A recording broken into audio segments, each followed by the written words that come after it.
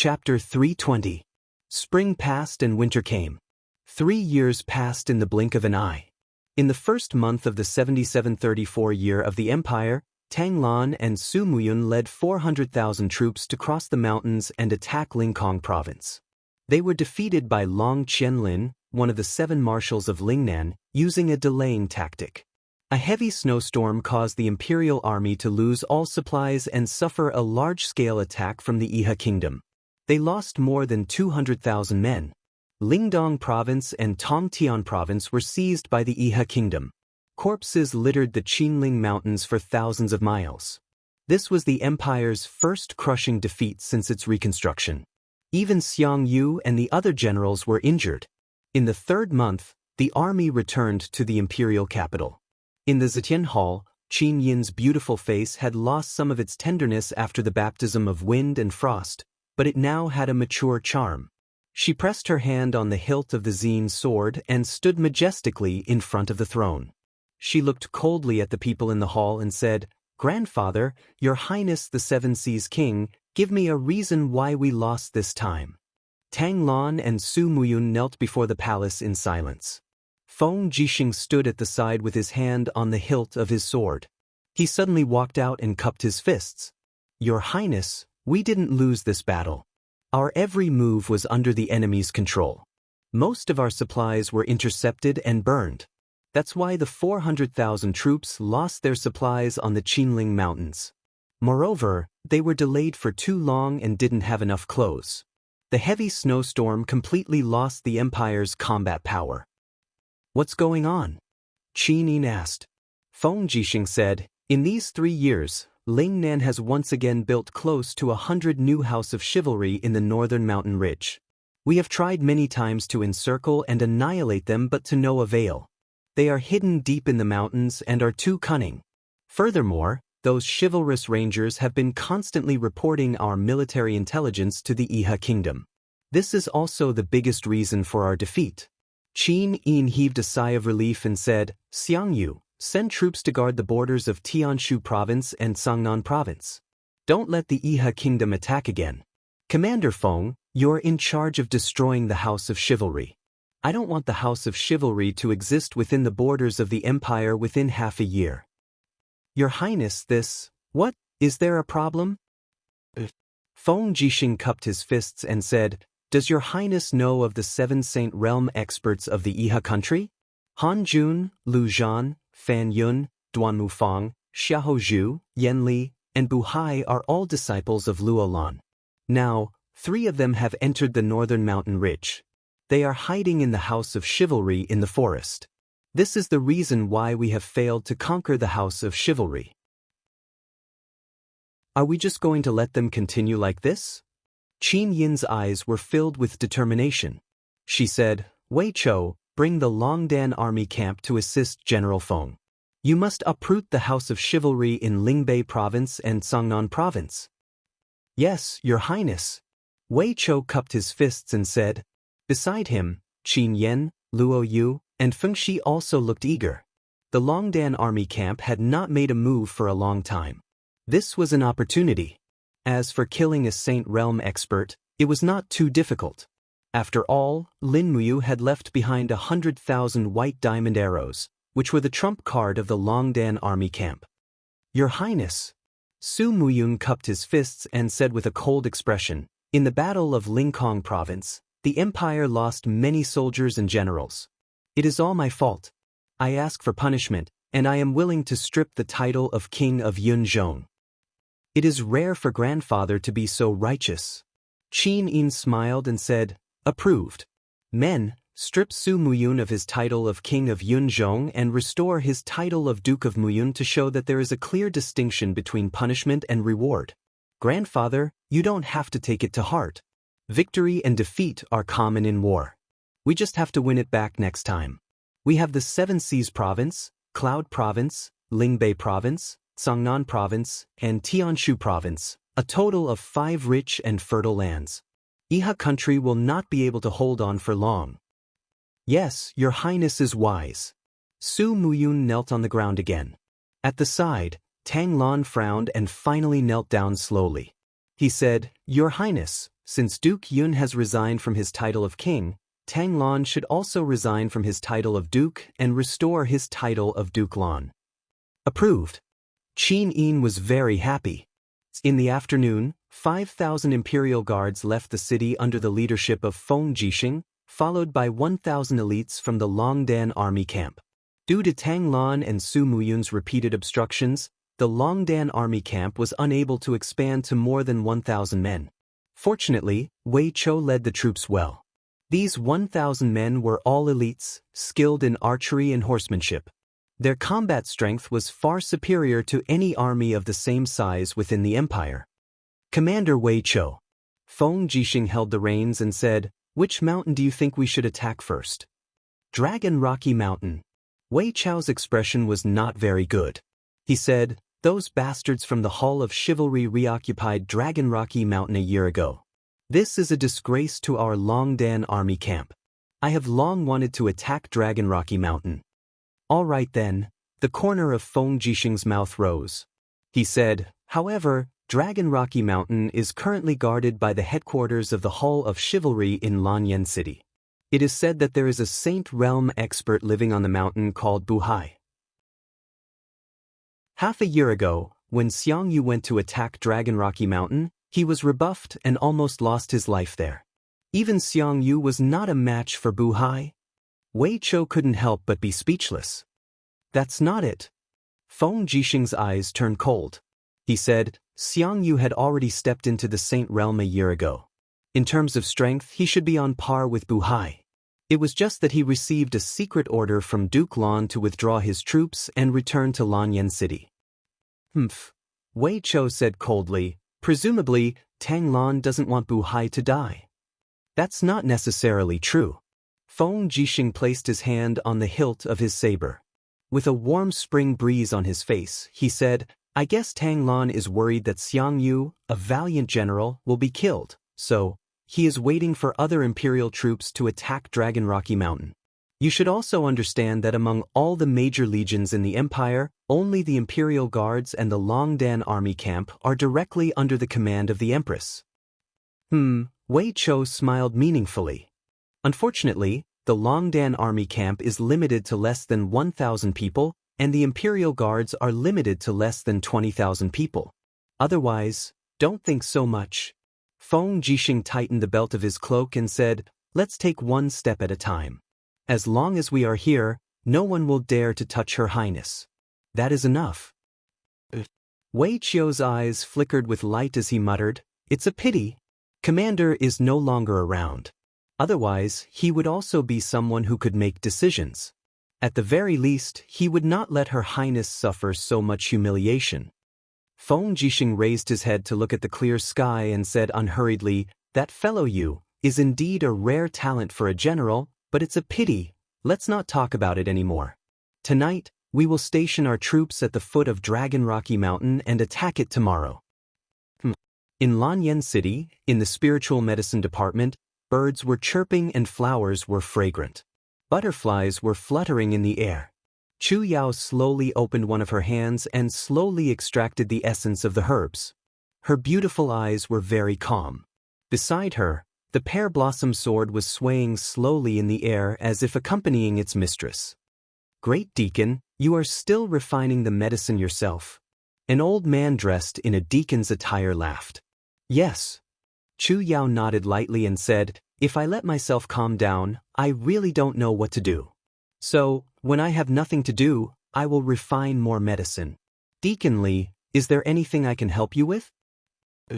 Deacon Li cupped his hands and said, "The Divine Temple needs a few bottles of anti-aging medicine.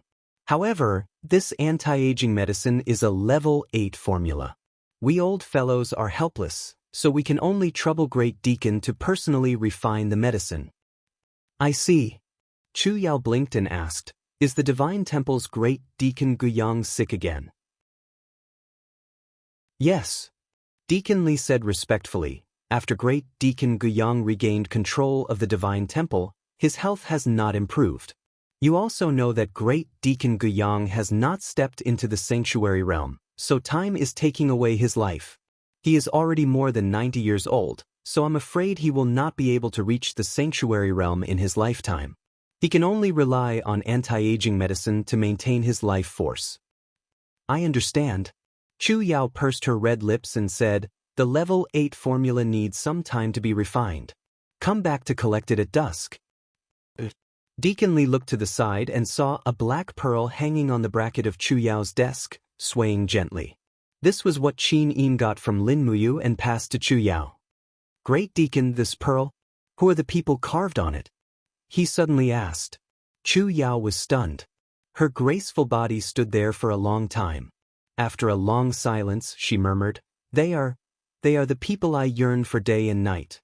They are the people I only see in my dreams. Deacon Li was taken aback. He cupped his fists respectfully and bowed to Ling Longzhu. Lord Chu Huaying and Lord Lin Muyu's spirits in heaven will definitely bless the empire's prosperity. Great Deacon, please don't be too sad. Oh right, about the marriage proposal from Mark Ling Bei a few days ago, Chu Yao said indifferently, don't bother me with such matters. I will not marry anyone. The Divine Temple, the temple in the hearts of the empire's warriors, had been rebuilt. However, the black ashes on the walls had not been completely cleaned up. It was as if to remind the world of the humiliation and hatred. In the Great Deacon's office, Gu Yang's silver-haired hand was holding a pen shakily. He was replying page by page on the file. A young Silver Star instructor said with a smile, Great Deacon, your hand holding the pen is trembling more and more. Gu Yang glanced at him and said, You are so meddlesome. I know. He suddenly put down the pen and leaned back in the chair. He said with a smile, I'm old. This should have been done by the younger generation. Unfortunately, the talents in the holy sanctum of the empire have withered. Many geniuses lost their precious lives in the chaos of Lanyan City 3 years ago. Alas, the young instructor smiled. Great Deacon, are you talking about Deacon Lin Muyu? Although I have not seen him before, everyone in the Divine Temple remembers him. He is the youngest person in the empire to have the strength of a heavenly king. Not only the strength of a heavenly king. Gu Yang's eyes flickered with a faint light. He said, If you did not die, with his speed of advancement, I am afraid he would have already stepped into the holy region. Great Deacon's resignation request to His Highness was rejected. His Highness said that the Longdan army camp also needs people. No matter what, Qin Yen cannot return to the Divine Temple as the Great Deacon. Yes, they all need people. Gu Yang heaved a long sigh and picked up his brush once again. Chapter 321. In the middle of the night, the starlight transformed into beams of beautiful light that shot deep into the mountains. The huge purple crystal had been completely washed out by the torrential rain and was exposed to the starlight. The young man in the crystal looked at the starry sky like lightning. His whole body surged with fighting energy, and the starlight slowly seeped into his body like flowing water. It's finally done. The stars have entered my body. The 7 luminaries Demon Emperor cheered in the ocean of mind, as if Lin Muyu's success in obtaining the power of the stars was equivalent to him cultivating a peerless martial art. Phew! Lin Muyu exhaled slowly. The wound on her chest had slowly healed after 3 years of cultivation. Just as the Demon Emperor had said, the profound spirit ruler in her left arm had the world's most mysterious healing power and had the ability to bring the dead back to life. Moreover, at this moment, Lin Muyu felt that her body was overflowing with the power of the stars. In the ocean of mind, another voice sounded, Brother Tati, I feel terrible. It was Lulu. What's wrong, Lulu? Lin Muyu asked in shock. Lulu wailed in pain, and her graceful body appeared in the ocean of mind. She hugged her head and moaned. When she raised her head, her face was pale and she said, Brother, be careful. Something is going to rush out of my head. Rush out of your head? Lin Muyu looked confused. Lulu, don't scare me. However, at this moment, there was a sudden bang. In Lin Muyu's mind, another huge golden lock was unlocked. Some obscure golden characters turned into stars and fell into the ocean of mind, as if a meteor storm had fallen in the ocean of mind. The 7 luminaries Demon Emperor was shocked and hurriedly turned to dodge. At the same time he shouted, "What is it?" After about half a minute, the meteor storm finally stopped. Lin Muyu was sweating profusely as she lay in the crystal. Her face was flushed and she said, "Is it the star technique?" Lulu gasped for air with her mouth wide open. "When I deleted the constellation arts, I didn't delete it completely, and the data was left in my cache." "Brother, did you see the constellation arts?" "Yes." Lin Muyu was ecstatic. The astral arts was the ultimate skill in the game Conquer. There were a total of 9 levels, and she was unrivaled in the world of Conquer with the help of the astral arts. Now that she had actually obtained the martial arts secret manual of the astral arts in the real world of the Shattered Cauldron realm, this was simply a great fortune bestowed by the heavens. The golden words shuttled back and forth in her mind. Lin Muyu's martial arts foundation was already very deep, so naturally, she could easily understand these secret manuals. The first level of the astral arts, astral integration. Now that he had completed it, he closed his eyes and took a deep breath. The fighting energy flowing in his body began to revolve rapidly.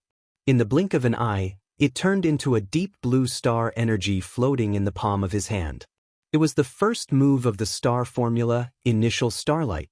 Lulu smiled and said, "Congratulations on regaining the star art, big brother." "Yes." Lin Muyu slowly dispersed the star energy in the palm of his hand, only to feel that the chi gene in her body had never been stronger before. However, when she tried to comprehend the second level of the astral arts, she encountered some obstruction. The martial arts manual stated that one must cultivate the star energy in the sea of mind, but with Lin Muyu's current attainments, it was clear that she was unable to do so. After trying for a while, she could only give up. The most important thing now was to break this purple crystal before her, otherwise it wouldn't be considered a true resurrection. At this time, Lin Muyu also realized that the chatterbox of the 7 luminaries Demon Emperor had actually been silent for a long time. She couldn't help but ask, "Demon Emperor, what's wrong? Why aren't you saying a word?" The 7 luminaries Demon Emperor was silent for a while, then said, "Weak chicken, where did you get this astral arts from?" "It came with the game. How is this possible?" The 7 luminaries Demon Emperor roared angrily in the sea of mind, actually causing waves that were tens of thousands of feet high. He stood in the sky, looking disdainfully at the sky, and said, "I, the 7 luminaries Demon Emperor, exhausted my entire life to research this unparalleled secret art, the 7 luminaries' profound energy. You brat, how could you comprehend such an unparalleled secret art like the astral arts? The astral arts is stronger than the 7 luminaries' profound energy?" Lin Muyu asked. "Yes." The 7 luminaries Demon Emperor was a magnanimous person. He nodded and said, "Not only is it stronger than the 7 luminaries' profound energy in terms of strength, but it refines the power of the stars in the universe to cultivate martial arts, so there is almost no backlash to the body. Tell me the truth, who researched and created this astral arts?" "I really don't know, how about?" Lin Muyu pondered, then said, "The martial arts of the astral arts are in my mind, Demon Emperor. You also live in my Yi. You can take it and cultivate at any time, I don't mind." The 7 luminaries Demon Emperor laughed. "There's no need for that. Just because you are so honest, I can't secretly learn your unique secret art. Moreover, I, the 7 luminaries Demon Emperor, never believe in heresy. Don't worry, I have all the time in the world to improve and strengthen the 7 luminaries' profound energy. I definitely won't lose to your astral arts." Weak chicken, do you feel the increase in strength?" "That's why." "Because you have broken through and stepped into the 3rd heaven of the heaven realm." "I see." Lin Muyu looked around and said, "It's a pity that there is no strong spiritual beast to provide spiritual energy for me to advance. I don't know if the Green Gourd will be able to obtain the ability of the martial spirit if I miss this opportunity."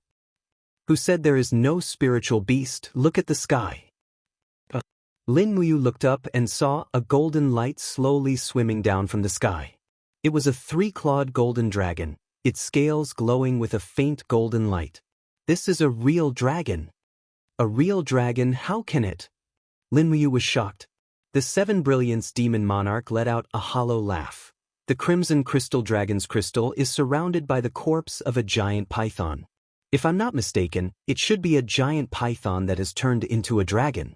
It has been a dragon for 10 years, so the true dragon that has turned into a dragon has returned to the corpse to absorb the remaining dragon force. It's quite a fortunate encounter. Let's find a way to kill the true dragon. Slay a dragon? Lin Muyu was stunned. That is a real dragon. Don't be afraid, you are such a coward. The Seven Brilliance Demon Monarch burst out laughing. It's only a cub of the dragon tribe. Its strength is at most equivalent to a spiritual beast that's around 12,000 years old. Besides, I already have a complete god horoscope, which allows me to materialize a physical attack. Do you really think you're going to lose to a real dragon with me around? More importantly, this real dragon can provide dragon energy to resurrect the Acatosaurus that has been dead for 5 years. Lin Muyu nodded. She could feel that the soul of the Acatosaurus did not dissipate. Instead it was entrenched in a ball, lying on her chest, looking up and howling at her, as if the dragon soul still had the consciousness of the young dragon. At that moment, Lin Muyu had mixed feelings. The Acatosaurus's dependence and loyalty was really rare.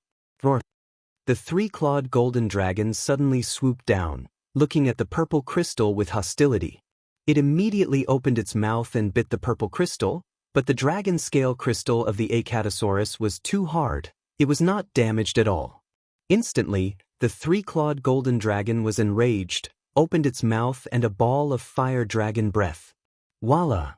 The high-temperature dragon breath burned the purple crystal, instantly causing the soul of the Acatosaurus to let out a cry. Now, break the dragon crystal. The Seven Luminaries Demon Emperor shouted. Use the first form of your astral arts. But Lin Muyu shouted in a low voice. Starlight once again appeared in her palm. A deep blue star suddenly exploded in the purple crystal. Bang! The entire purple crystal let out an explosive sound and cracks appeared on it. Damn! The Demon Emperor was shocked. No, if this continues, your body will be shattered by the astral arts before the purple crystal is broken. Can you use the Seven Glorious Stars transformation? Let me try. Lin Muyu gritted his teeth and gathered all of his Do Qi. Immediately, the Seven Luminaries' profound force circulated around his body. The profound force slowly turned into stars and appeared in his palm. He opened his palm lightly and instantly, dozens of stars turned into impact energy and blasted out. Bang! The dragon crystal exploded, releasing a golden light that shot into the sky. The golden gourd surrounded Lin Muyu, making him look like a god even though his armor was tattered. The Seven Glorious Stars transformation was indeed frighteningly powerful. Furthermore, it was an AoE attack. It was hard to imagine how much explosive power it would have if it was used in a chaotic battle. However, it was just a thought. The damage caused by the Seven Glorious Stars transformation could not be ignored. At this moment, Lin Muyu's newly reborn body was filled with pain, as if every inch of her skin was about to explode. The three-clawed golden dragon roared and charged towards Lin Muyu. It opened its mouth wide and looked like it was going to swallow this powerful young man in one bite. However, it did not have the chance to do so. Suddenly, a golden figure rushed out of Lin Muyu's eye. It was the Seven Luminaries Demon Emperor with a complete divine spark. Evil creature, how dare you be so arrogant? The Seven Brilliance Demon Monarch let out a roar and opened his hand. It immediately turned into a giant palm and grabbed the three-clawed golden dragon's neck with brute force. He waved his left hand and unleashed the Seven Luminaries' mystical force. Wisps of blood-red beastly force surged as the Seven Brilliance Demon Monarch burst out laughing. Die! Try Luminaries' demonic dance. Bang! The palm fell, and the three-clawed golden dragon's head was instantly smashed, golden blood flowed, and it was dead. Lin Muyu was dumbfounded. Was this the power of a god emperor? *CK. It was too exaggerated. A real dragon did not even have the power to resist in his hands, and the Triluminary's demonic dance was more than 10 times stronger than her when used by the real master. the 7 luminaries demon emperor. As if seeing through Lin Muyu's thoughts, the 7 luminaries demon emperor slowly threw the 3-clawed golden dragon's soft corpse to the side, rubbed his hands, and laughed. Perhaps humans treat dragons as one of the strongest creatures, but, to put it bluntly, I may offend the descendants of Yen and Huang, but in the endless divine realm, the role of the dragon clan is similar to the Huskies, Samoyeds, and Alaskans you raise. Lin Muyu said, "That's the legendary 3-sled fools, don't underestimate them, still stupid? Refine the dragon's soul immediately." Yes.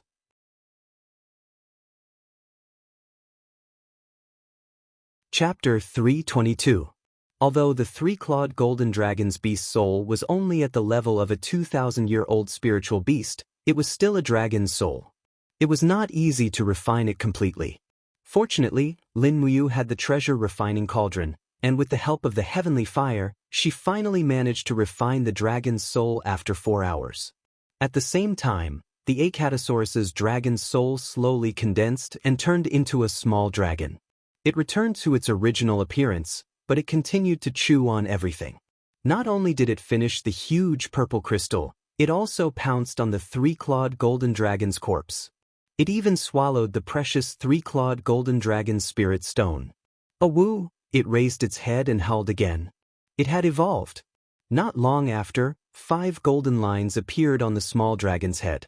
It had actually grown into a 5,000-year-old spiritual beast. As expected, it was from the Holy Dragon clan. After devouring the body of a true dragon, its growth speed was far faster than devouring normal spiritual beasts. As Lin Muyu refined the last of the dragon's soul, she smiled and asked, "Little fellow, what abilities do you have now?" The red crystal dragon proudly strode into the distance. Suddenly, it raised its head and let out a loud dragon roar towards the sky. One wang. The dragon's roar turned into a piercingly cold sound wave storm that swept out in all directions. Boom! The 3-clawed golden dragon's corpse, before it had fully transformed, was instantly smashed into pieces. At the same time, the surrounding forest and grass were all razed to the ground.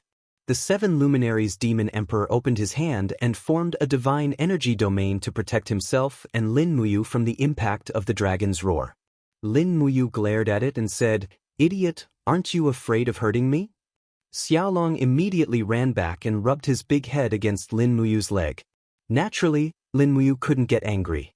At this time, he had finally refined the essence of the 3-clawed golden dragon's soul. He suddenly inhaled deeply, and the golden gourd around him emitted a blinding light. It had finally evolved into a grade 8 martial spirit. The golden color of the gourd slowly turned into a purple golden gourd, and at the same time, it gained a new ability, absorption. That's right, it could absorb the opponent's strength. As for how powerful it was, it would only be known in future battles.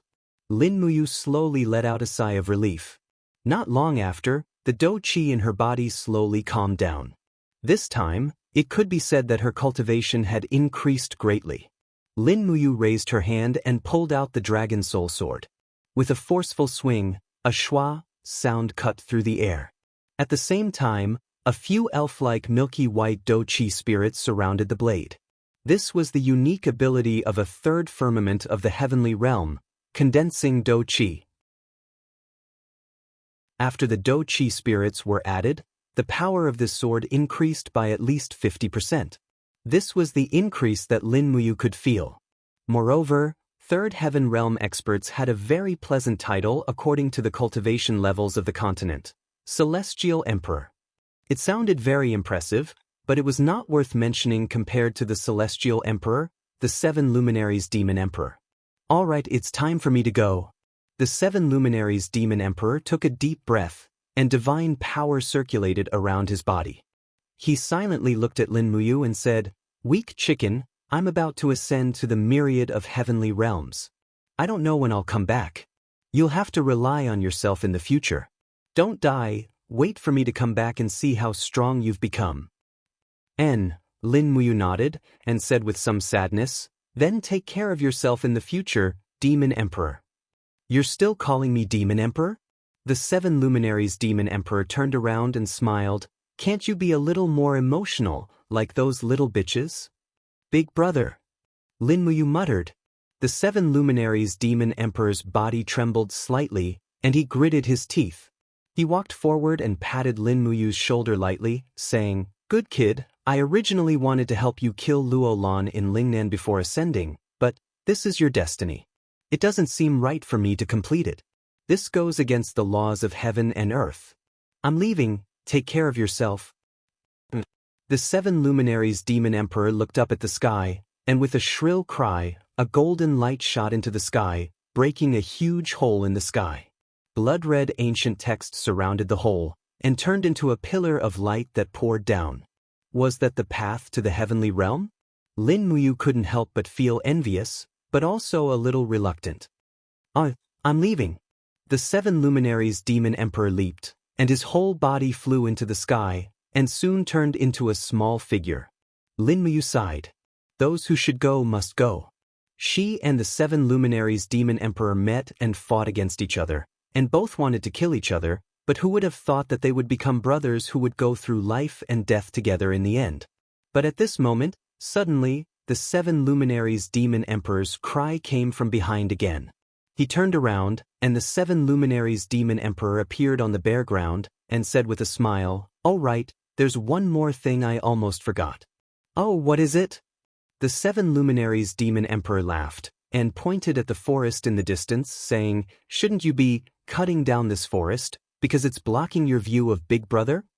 His words instantly made Lin Muyu lose the feeling of parting, and she only shook her head. "You still don't know how to speak. Big Brother, what is it?" "I'll give you a good treasure." The 7 luminaries' demon emperor raised his hand and gently grabbed at the void. Instantly, a section of a charred broken sword appeared in his palm.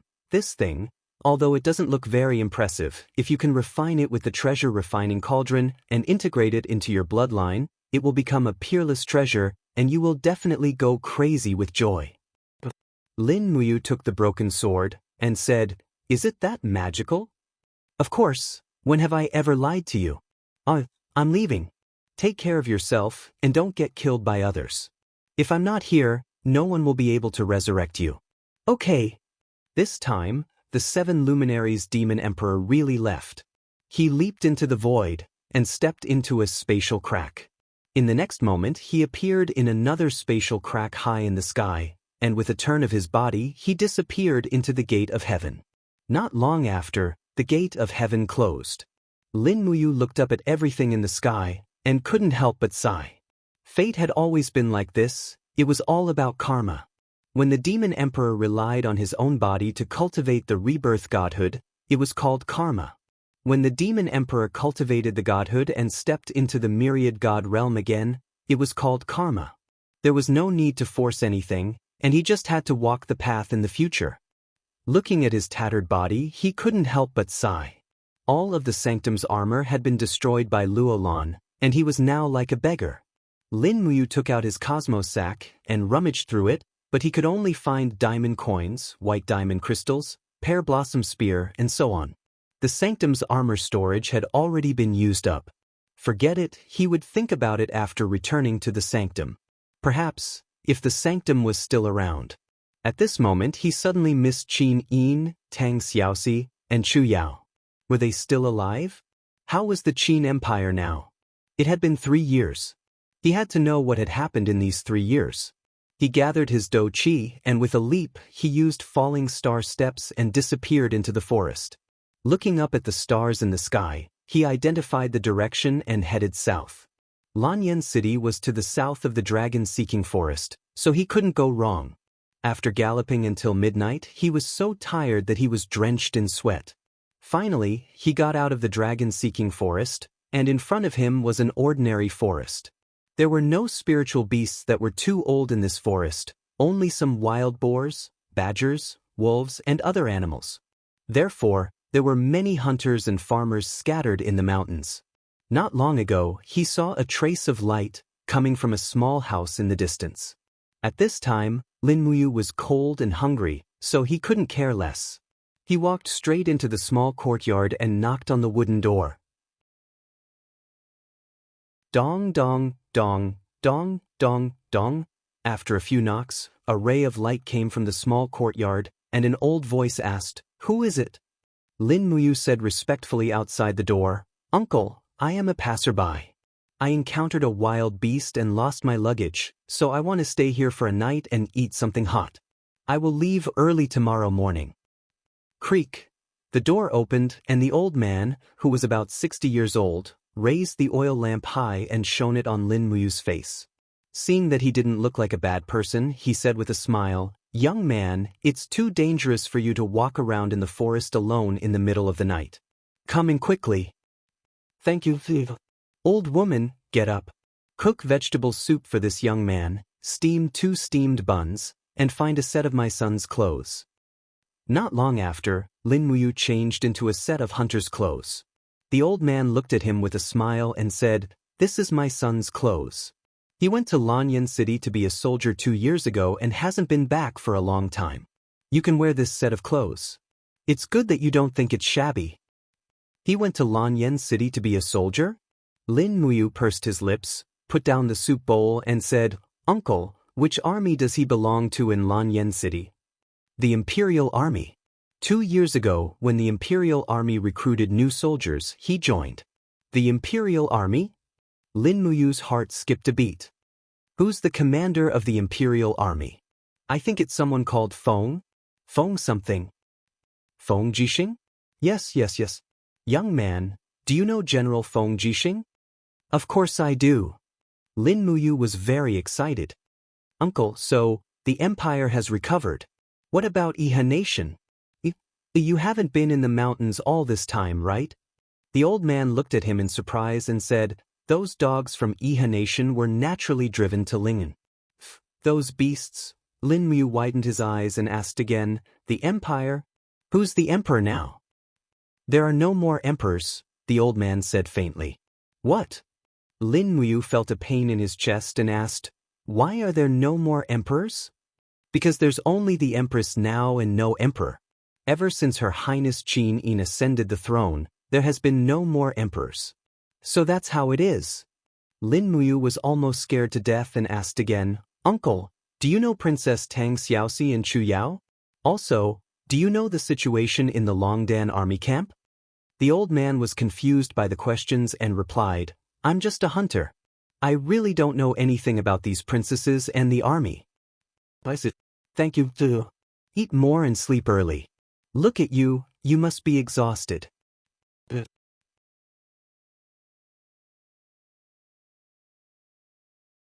Chapter 323.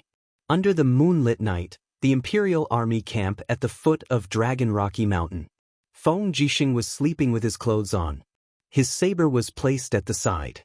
Outside the tent, more than 10 Imperial guards were observing the surroundings with stern gazes. They were on high alert.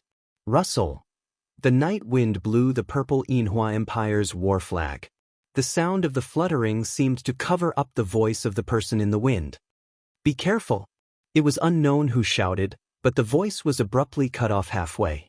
It was as if someone had snapped the person's throat. In the next moment, a formless aura descended. The group of Imperial Army soldiers guarding the commander's tent were unable to move. There were even a few with lower cultivation who died with blood flowing out of their mouths and noses. This was the power of a domain. Amidst the wind, an old figure spun around. The light of the flames killed more than 10 Imperial Army soldiers. He stepped into the commander's tent and raised his palm. A wave of energy rushed out. Feng Jixing, who was lying on the bed, opened his eyes. He jumped up and grabbed the wind-cutter saber. While in the air, he swept the saber out and shouted, "Hot sand shattering gold." The golden quicksand energy appeared on the wind-slasher blade. Dou Ling lingered around the blade. Feng Jixing had already stepped into the 3rd level of the heaven realm. The wind-slasher blade rapidly struck the old man's palm. There was actually a dang sound. The palm was as hard as steel. Even the wind-slasher blade couldn't cut through it. Formless energy rippled out and Feng Jixing was forced to retreat several steps.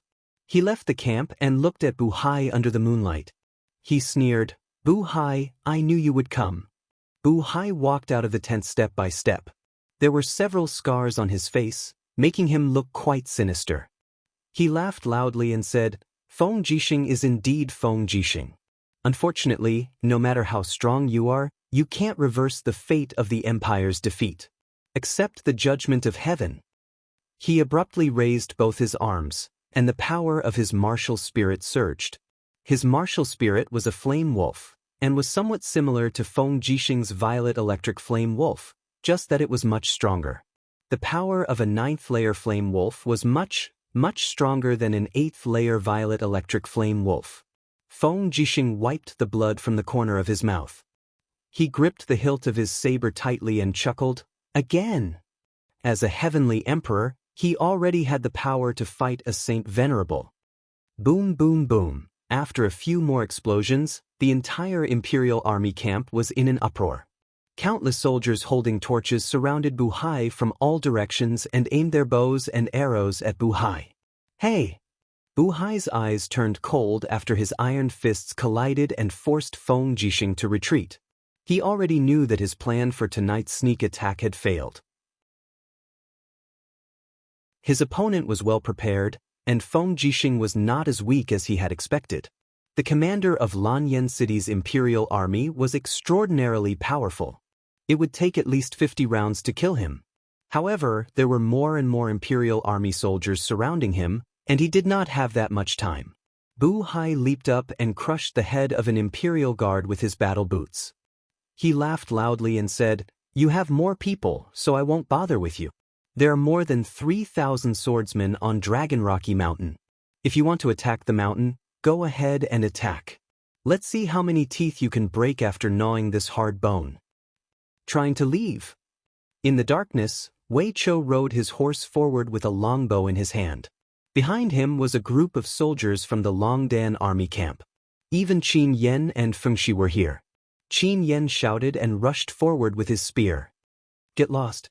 Bu Hai waved his palm in the air, but it met with a martial spirit as hard as an iron plate.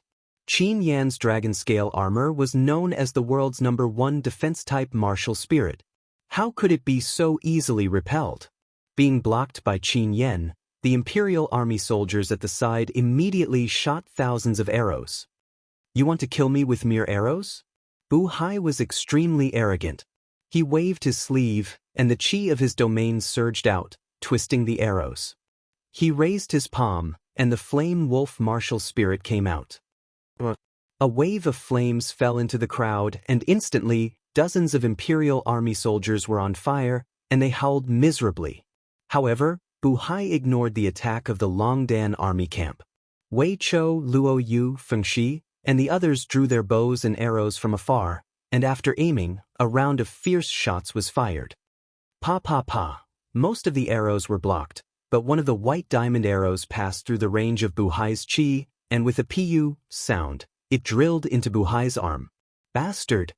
Bu Hai flew into a rage out of humiliation, but he also knew that if he stayed any longer, he would definitely die. Just like the legend said, the Empire had an army called the Longdan Army Camp, and they had arrows that could pierce through battle armor. They were very powerful. As a holy domain expert, Bu Hai couldn't fight against thousands of soldiers and horses, but it was still relatively easy for him to escape. His right arm was dripping with blood, and Bu Hai took out the arrow. He gritted his teeth and threw it away.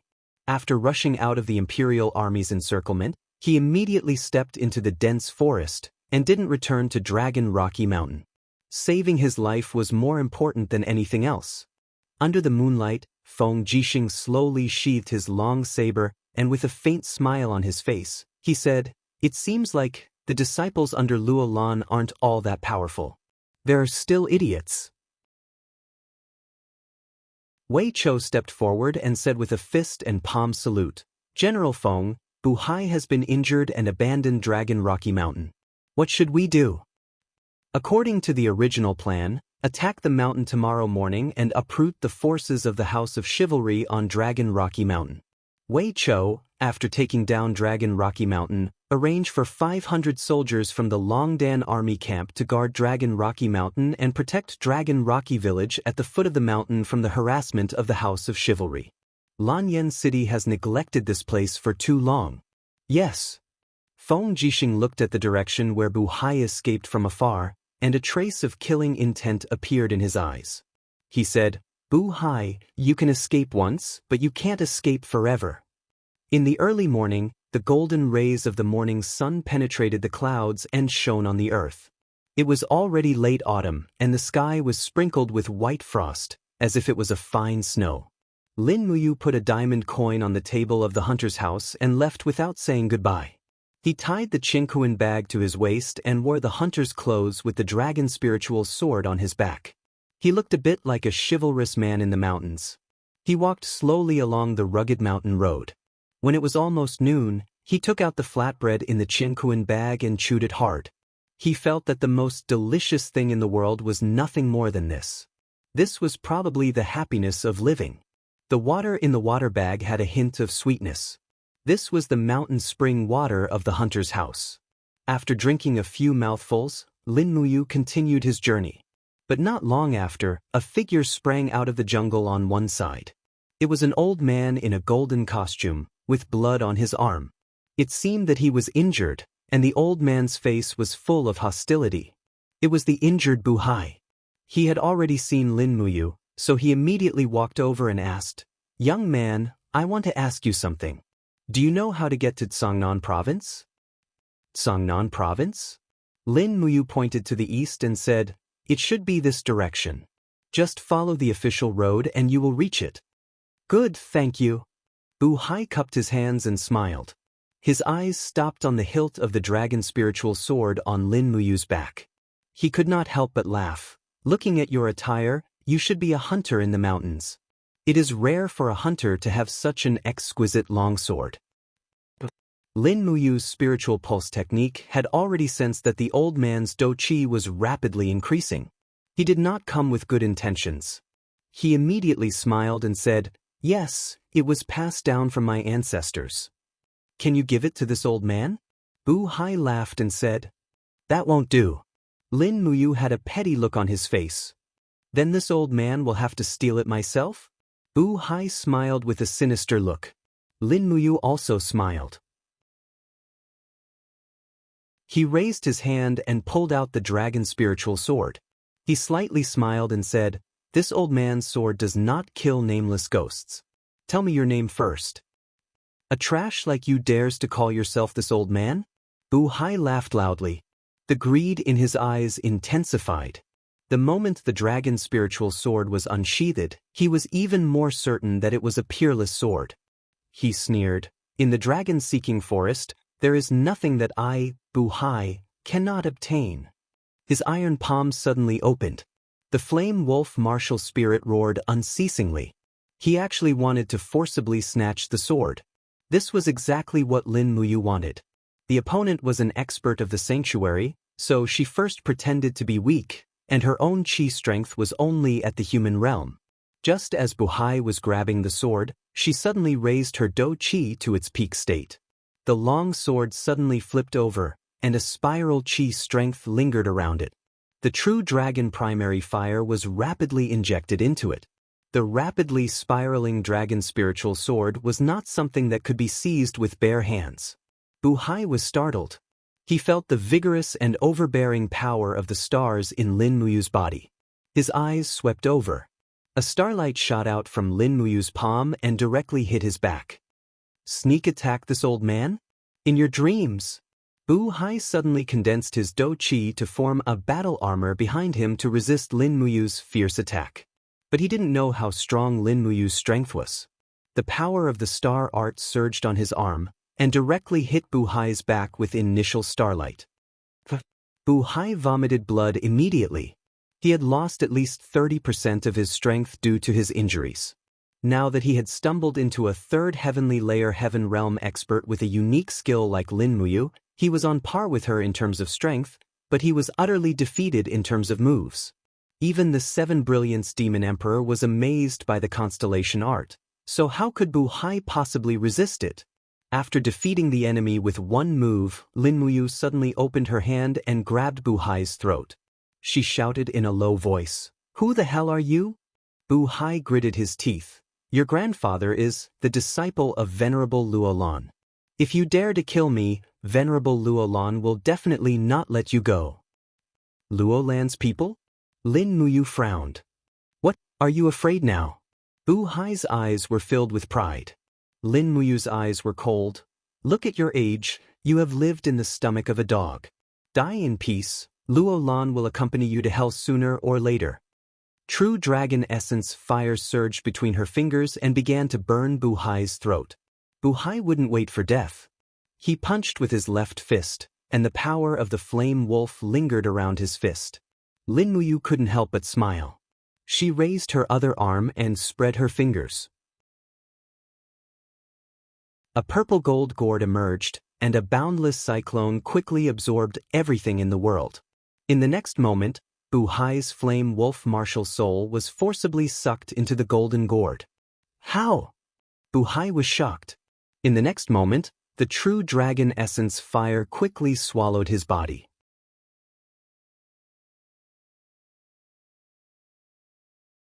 Chapter 324. Grabbing the purple gold gourd in his hand, Lin Muyu shook it vigorously. Sure enough, the flame wolf was still roaring inside the gourd.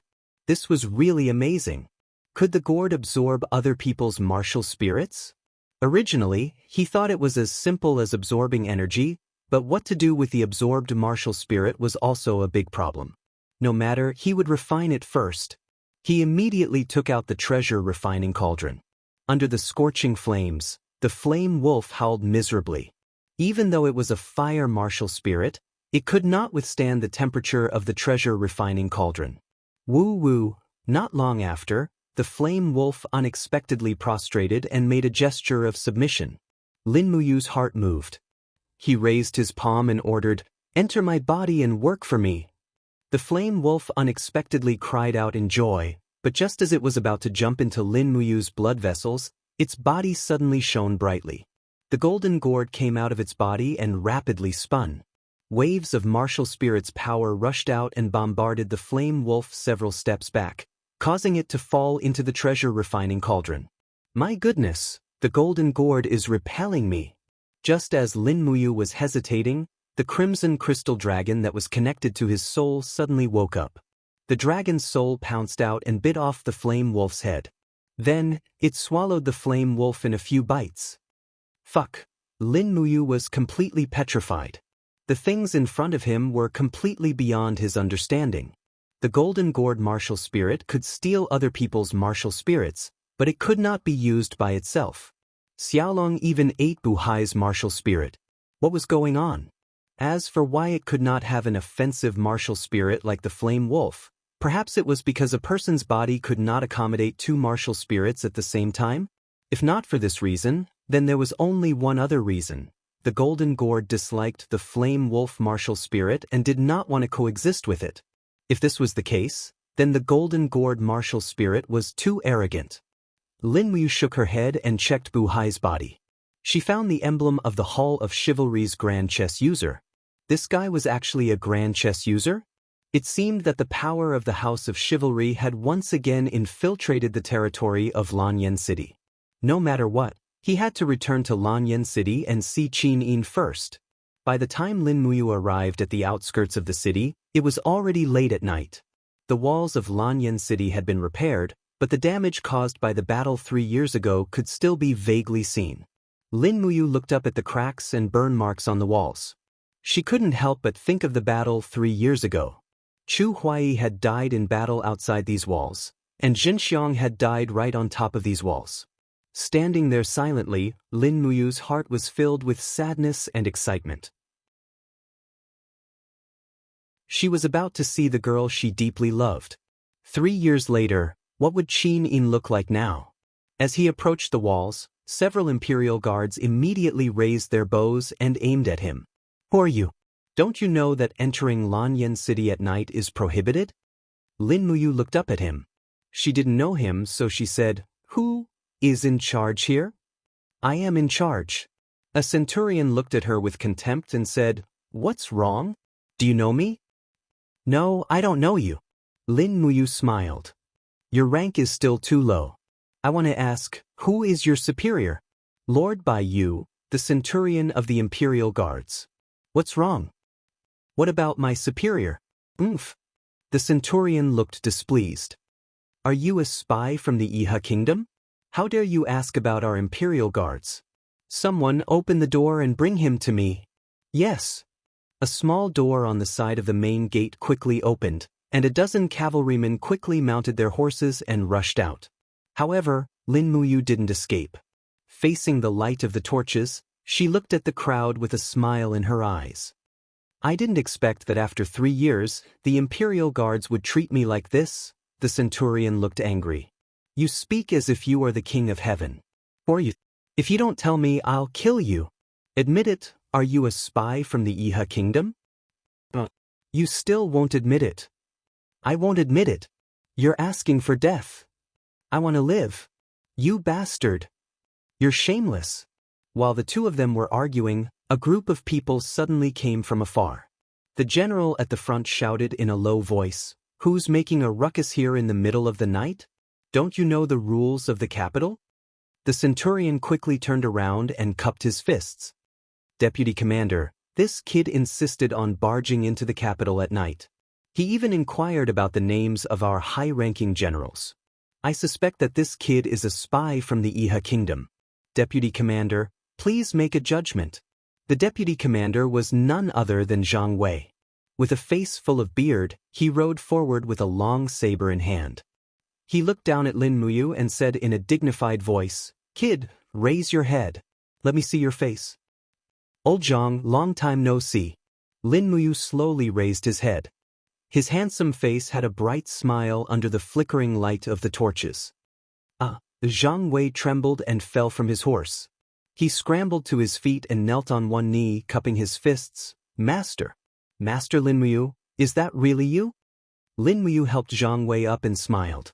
"But, are you suspecting that I'm a ghost?" Zhang Wei gently grabbed Lin Muyu's arm and couldn't help laughing. "No, you're not a ghost. Sir, you're really not dead." "Heavens, this is great news." "Shoo!" Lin Muyu whispered, "Don't spread this news. Take me into the city first. I want to find a place to take a hot bath. Also, help me find a set of clothes that fits me. It would be best if it's the Imperial Guard's armor." "Yes." Zhang Wei smiled and cupped his fists. Although Lanyan City no longer has the Imperial Guard, there are many Imperial Guard's armor in the armory. "Sir, please follow me. There's a place to take a bath in the Imperial Guard's camp." The sky was filled with stars. Lin Muyu fetched a horse and rode it with Zhang Wei on Tongtian Street. "Sir, aren't you going to see His Highness first?" Zhang Wei was still excited. "Did you know? Everyone thought you were dead. His Highness, Princess Shi, and Head Deacon Chu Yao have been thinking about you day and night. Now that they see that you're still alive, they'll definitely be overjoyed. Why don't old Zhang take you to see Her Highness before she sleeps?" Old Zhang is now the deputy commander of the Imperial Guard and has the authority to see His Highness directly. "No." Lin Muyu laughed bitterly. "I've been in a coma for almost 3 years. Do you think my dirty appearance is suitable to see His Highness?" Zhang Wei couldn't help but laugh. He scratched his head. "I almost forgot. Old Zhang is a boorish person and doesn't understand things like love. If Sir wants to see His Highness, you must dress up." Lin Muyu also blushed. "Look at what you're saying." Not long after, they entered the Imperial Army's main camp.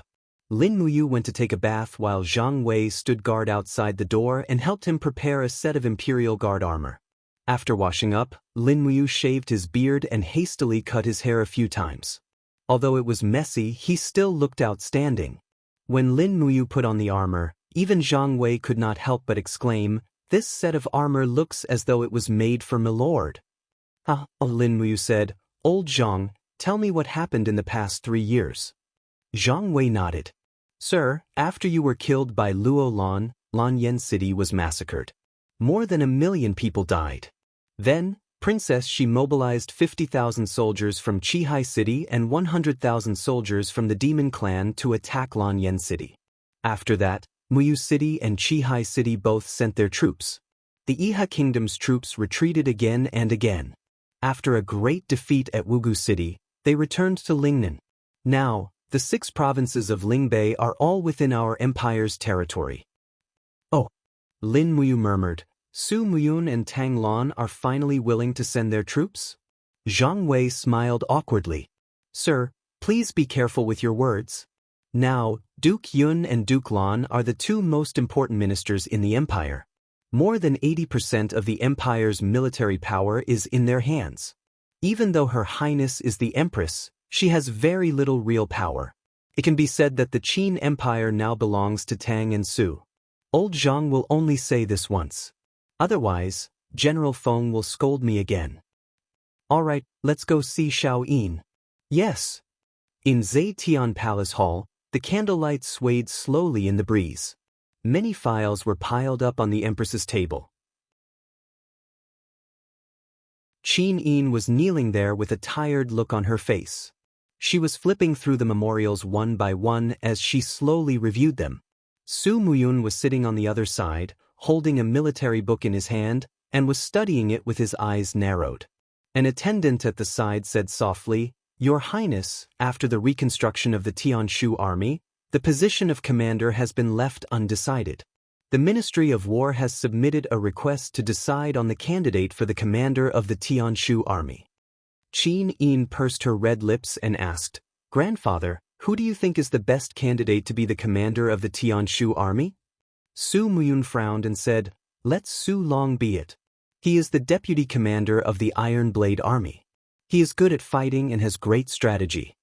Qin Yin said, Actually, in terms of strategy and ability, Luo Yu, Feng Shi, and Qin Yan are several times better than Su Long. I feel that one of them can be chosen to lead the Tianshu army. After all, General Su Long is currently the deputy commander of the Iron Blade army. As I said before, Xiao Yin, you don't have to worry about the affairs of the army. Su Muyun smiled and said, Grandfather will arrange everything for you. Don't worry, I'm tired and will go to sleep first. Guards, protect Her Highness well. Don't let anything happen to her. Outside the door, a group of guards from Muyu City cupped their fists and said, Yes, Duke Yun. Qin Yin sat there blankly, and her eyes flickered with humiliation and helplessness. Not long after Su Muyun left, an attendant knocked on the door and said, Your Highness, the Deputy Commander of the Imperial Guards, General Zhang Wei, requests an audience. Zhang Wei? Qin Yin was stunned and said, Invite Sir Zhang Wei in. Zhang Wei pushed open the door and entered. Behind him was a general wearing a white robe. However, he had lifted his white cloak to cover his face, so it was impossible to tell who he was. Your Highness. Zhang Wei cupped his fists and said with a smile, Congratulations, Your Highness. Qin Yin slowly stood up. Ever since Zhang Wei had entered, she had not looked at him at all. Her gaze had been fixed on the person behind Zhang Wei. He was dressed in the armor of the Imperial Guard, which she had not seen in a long time. Although it looked ordinary and unremarkable, the hilt of a sword protruding from the cloak behind him was incomparably familiar. At this moment, Qin Yin's shoulders trembled slightly. She stepped on a pile of memorials and walked down the stairs in a daze. She murmured, Can you lift your cloak and let me see? Lin Muyu gently lifted the cloak, and a handsome face appeared in front of Qin Yin. He still had that familiar bright smile on his face. Xiao Yin, how are you?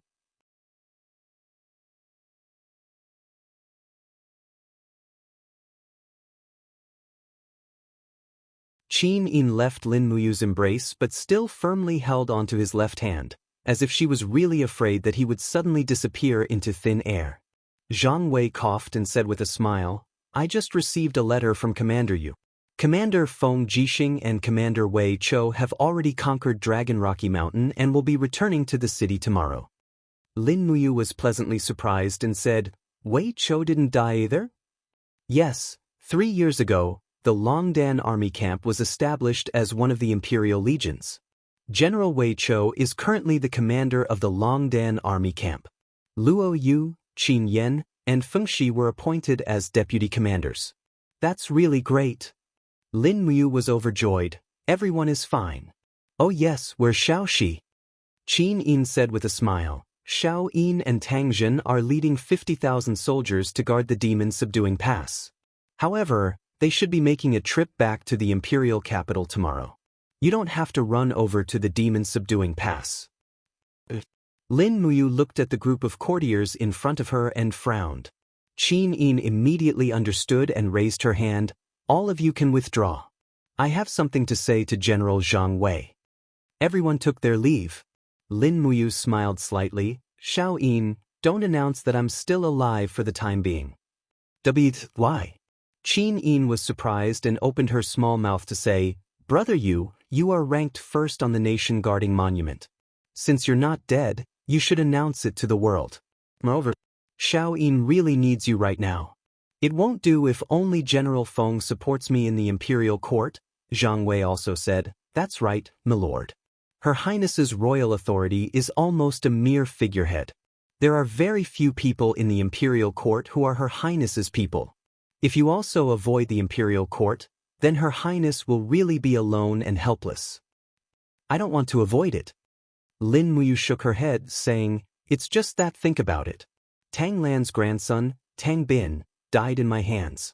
How could Tang Lan just let it go? Moreover, Tang Lan now has a large army and occupies half of the Qin Empire. If I suddenly appear at this time, Tang Lan will definitely attack me. I heard that Xianxia has already stepped into the Saint Realm. In this case, I may not be Xianxu's match. Then what do you want to do? Qin Yin asked. Lin Muyu took a deep breath. Find a chance to announce it to the world. Let everyone know that I'm not dead. This way, Tang Lan won't have a chance to make things difficult for me. That will be the imperial court meeting.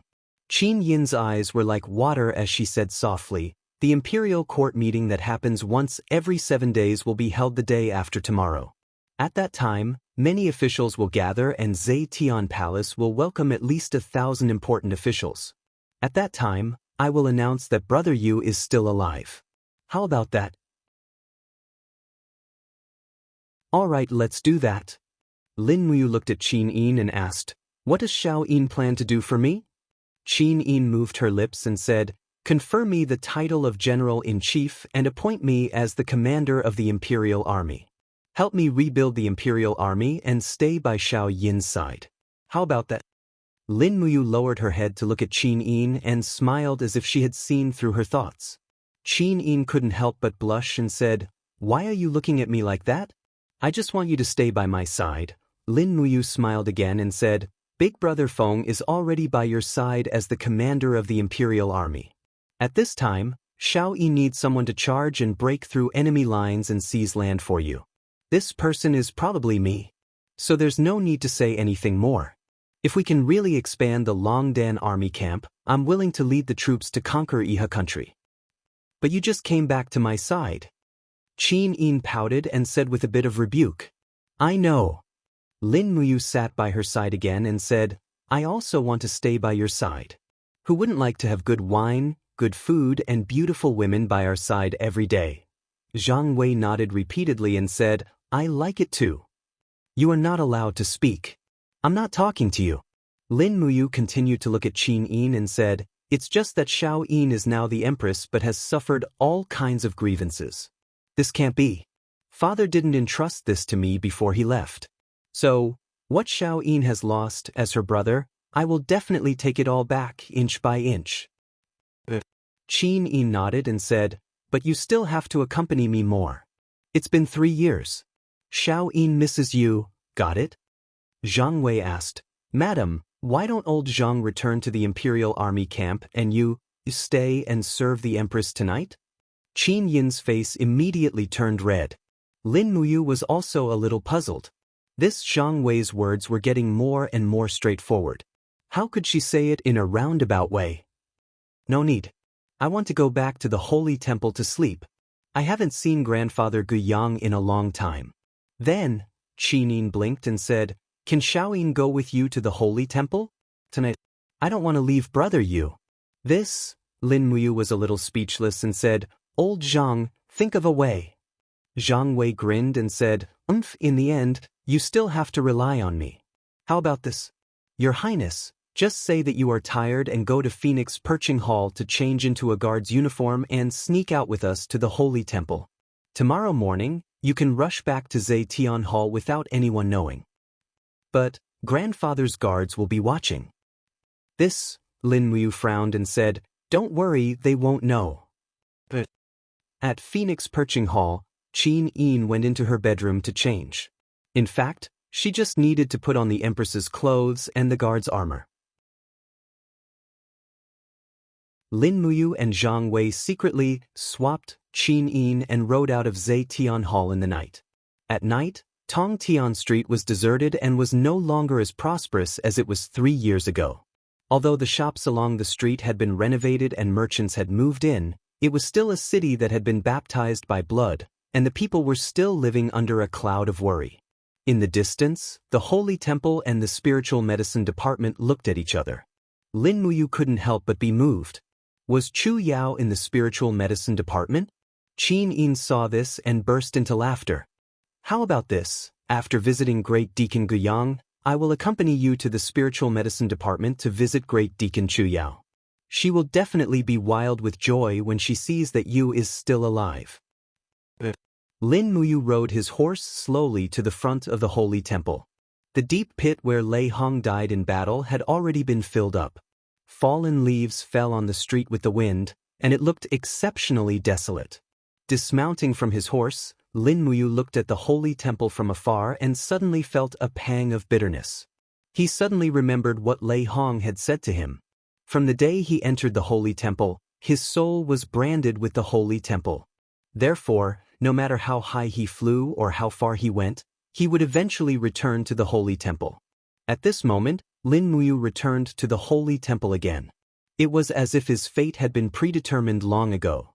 Looking up at the golden words on the Holy Temple, Lin Muyu sighed and clenched his fists. Zhang Wei rode forward and said to the two guards, Deputy Commander of the Imperial Guards, Zhang Wei, requests an audience with Great Deacon Guyang. The guards said respectfully, Sir Zhang Wei, I'm afraid the Great Deacon is already asleep. Then wake him up. Zhang Wei smiled slightly, tell him that I, Zhang Wei, have great news to tell him. The guards were startled, then smiled and said, if that's the case, Sir Zhang Wei, please wait in the guest hall. This subordinate will go and wake the Great Deacon up to see you. The two behind, my subordinates, can they come in together? Of course, please come in.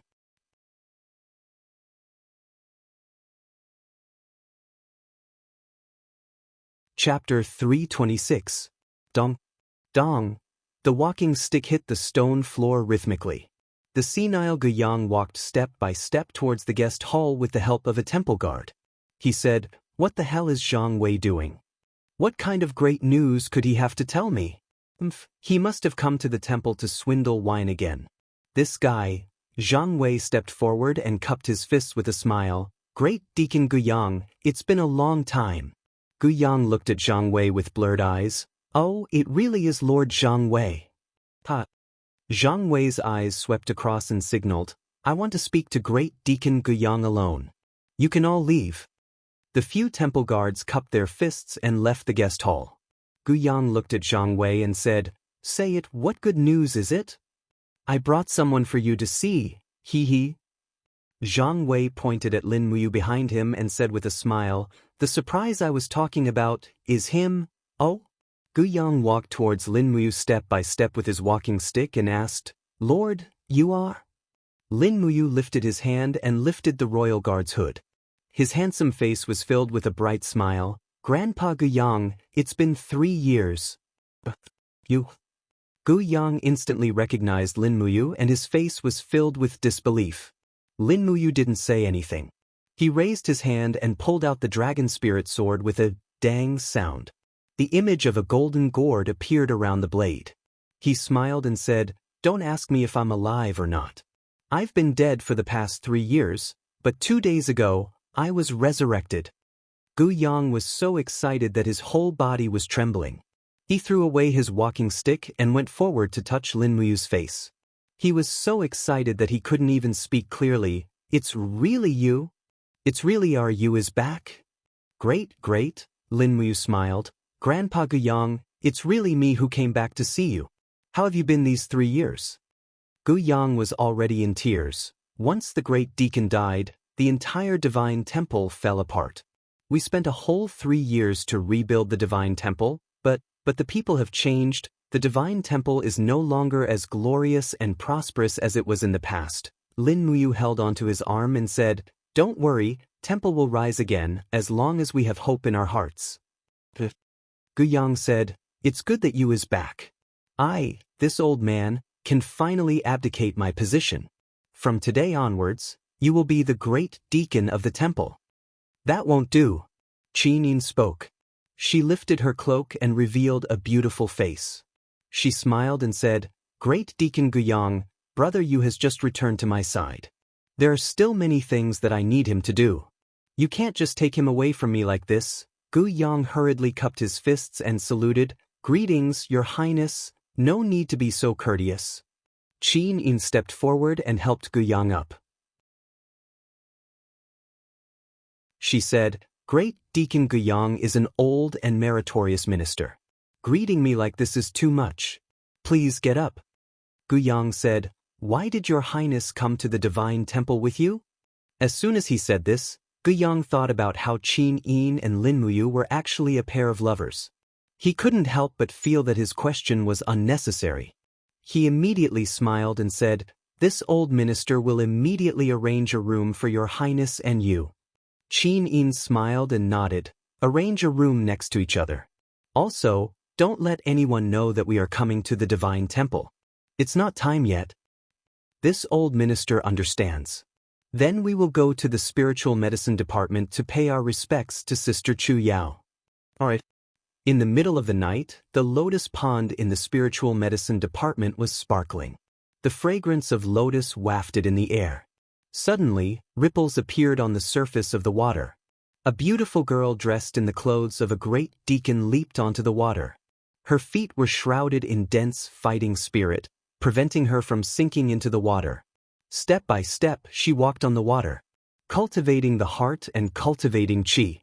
These were the realms that Chu Yao pursued. Only when her heart was completely calm could she walk on the water. In the blink of an eye, 3 years had passed. After Chu Yao became the great deacon of the spiritual medicine department, she did not slack off in her cultivation. She had already stepped into the heaven realm half a year ago. With this level of cultivation, not to mention the spiritual medicine department, even in the divine temple, she was already considered outstanding. In the distance, 3 figures slowly approached. Suddenly, a familiar voice rang out. "Sister Chu Yao." "Ah." Chu Yao was stunned. This voice was so familiar. She had softly called her name in her dreams countless times, but now she heard it in reality. Chu Yao even felt like she was dreaming. "Sister Chu Yao, turn around." Lin Muyu was still on the shore. She said with a smile. Chu Yao stared blankly, her mind in chaos. Now that she was sure this was real, her heart was no longer able to calm down. Naturally, she couldn't control the water any longer. Her delicate body gently fell into the pond, and she let out a startled, "Ah." Lin Muyu reacted quickly. The moment the water covered Chu Yao's ankles, the golden gourd vine flew out and supported Chu Yao's body. Then, Chu Yao stepped lightly and followed the gourd vine to the shore. "You?" She stared at him dumbfounded. I'm not dreaming, am I?" Qin Yin chuckled beside her. "If this is a dream, brother, you will not appear with me." Chu Yao blushed. "Chu Yao greets Your Highness." "You're welcome, Sister Chu Yao." Chu Yao immediately looked at Lin Muyu again. "What's going on? Tell me this is real, quick." Lin Muyu did not speak. She directly walked forward and held Chu Yao in her arms. She said, "During the 3 years I was in the state of death, I was always worried that something would happen to you and Xiaoyin. You would be killed by the beasts of Iha country. Now I see that you are all right. This is really great." Chu Yao already had tears in her eyes. She said in a trembling voice, "I know. You met Luolan because he wanted to go back to Lanyan City to find me. I almost killed you. This is not your fault," Lin Muyu murmured. If you want to blame someone, you can only blame Luo Lan for killing the innocent despite being a god. With that, Lin Muyu let go of Chu Yao and said with a smile, "It seems that Sister Chu Yao has not slacked off in the past 3 years. Your cultivation has improved a lot. Don't make fun of me." Chu Yao blushed and said, "Compared to you and Her Highness Yin, my cultivation is not even worth mentioning." Zhang Wei cupped his fists and said, "Head Deacon Chu Yao is too humble. You are the head deacon of the spiritual medicine department, but in terms of combat power, I, Zhang Wei, may not be your match." Lin Muyu laughed loudly. "Old Zhang, you rely on the courage of a soldier to make a living. It's not the same. Although your strength has not improved much in the past 3 years, I can fight 10 of you." Zhang Wei was speechless. "I don't want to talk to Lady Lin Muyu anymore." After reuniting after a long time, Chu Yao ordered a banquet to be held in the spiritual medicine department and invited everyone to drink. Thus, they only dispersed in the wee hours of the morning. After agreeing to meet again, Zhang Wei returned to the Imperial Guard's camp, while Lin Muyu brought Qin Yin back to the Divine Palace. Qin Yin's yearning for Lin Muyu was too deep, to the extent that she could not leave him at all. There was no other way. That night, Lin Muyu could only sleep with his clothes on, while Qin Yin slept at the side, hugging one of Lin Muyu's arms, as if she was afraid that he would fly away. The moonlight shone on the room like water, landing on Qin Yin's snow-white sleeping face. Lin Muyu turned to look at her and suddenly felt her heart brighten. The 3 years of painful struggle seemed to be for this moment of sweetness and happiness. As long as she was by his side, all the pain and suffering he had suffered were nothing. The next morning, after washing up early, she sent Qin Yin back to Zetian Palace. Lin Muyu was still in the Imperial Guard's attire. Although there were no more Imperial Guards in the palace, and after the battle in Lanyan City, there were only a few of the 200 Imperial Guards left. Perhaps only Lin Muyu, Wei Chou, Xiahou Sang, and a few others were left.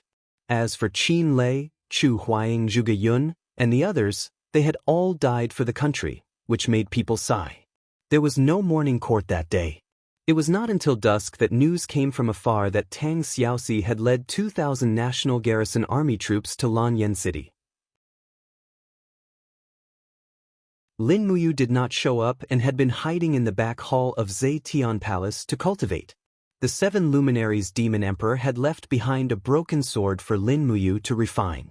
However, no matter how hard Lin Muyu tried, she was still one step away from refining the sword. It was as if the sword was not made of ordinary iron. Qin Yin personally went to welcome Tang Xiaoxi. Lin Muyu waited for a long time.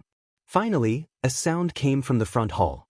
Qin Yin and Tang Xiaoxi had returned.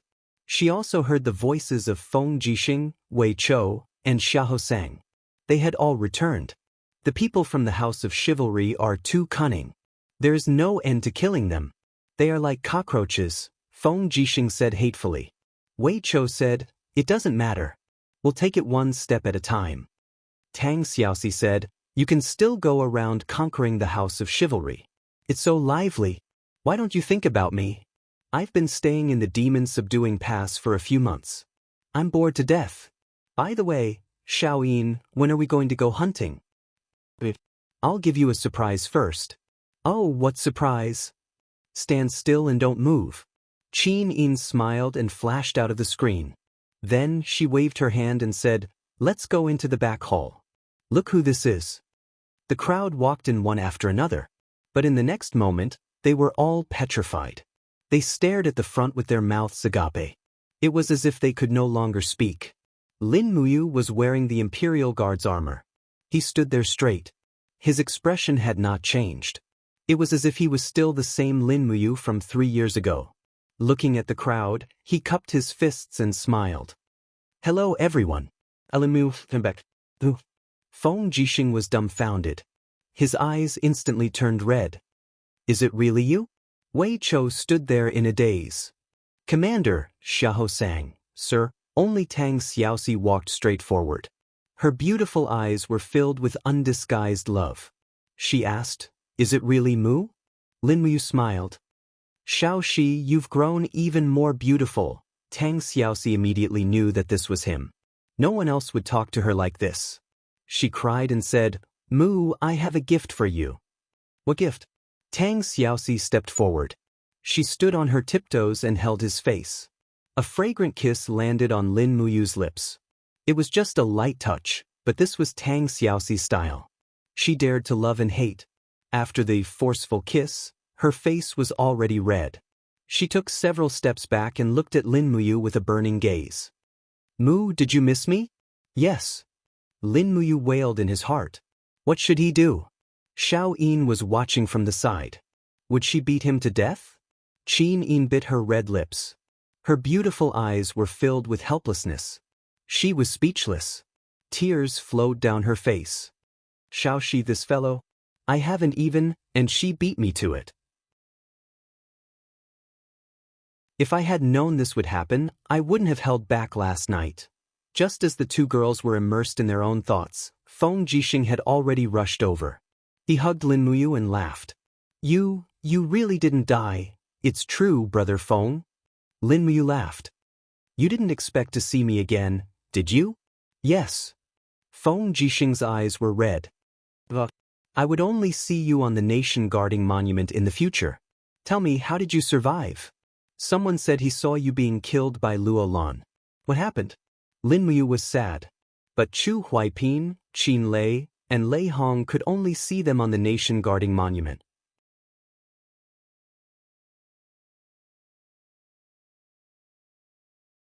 Chapter 327.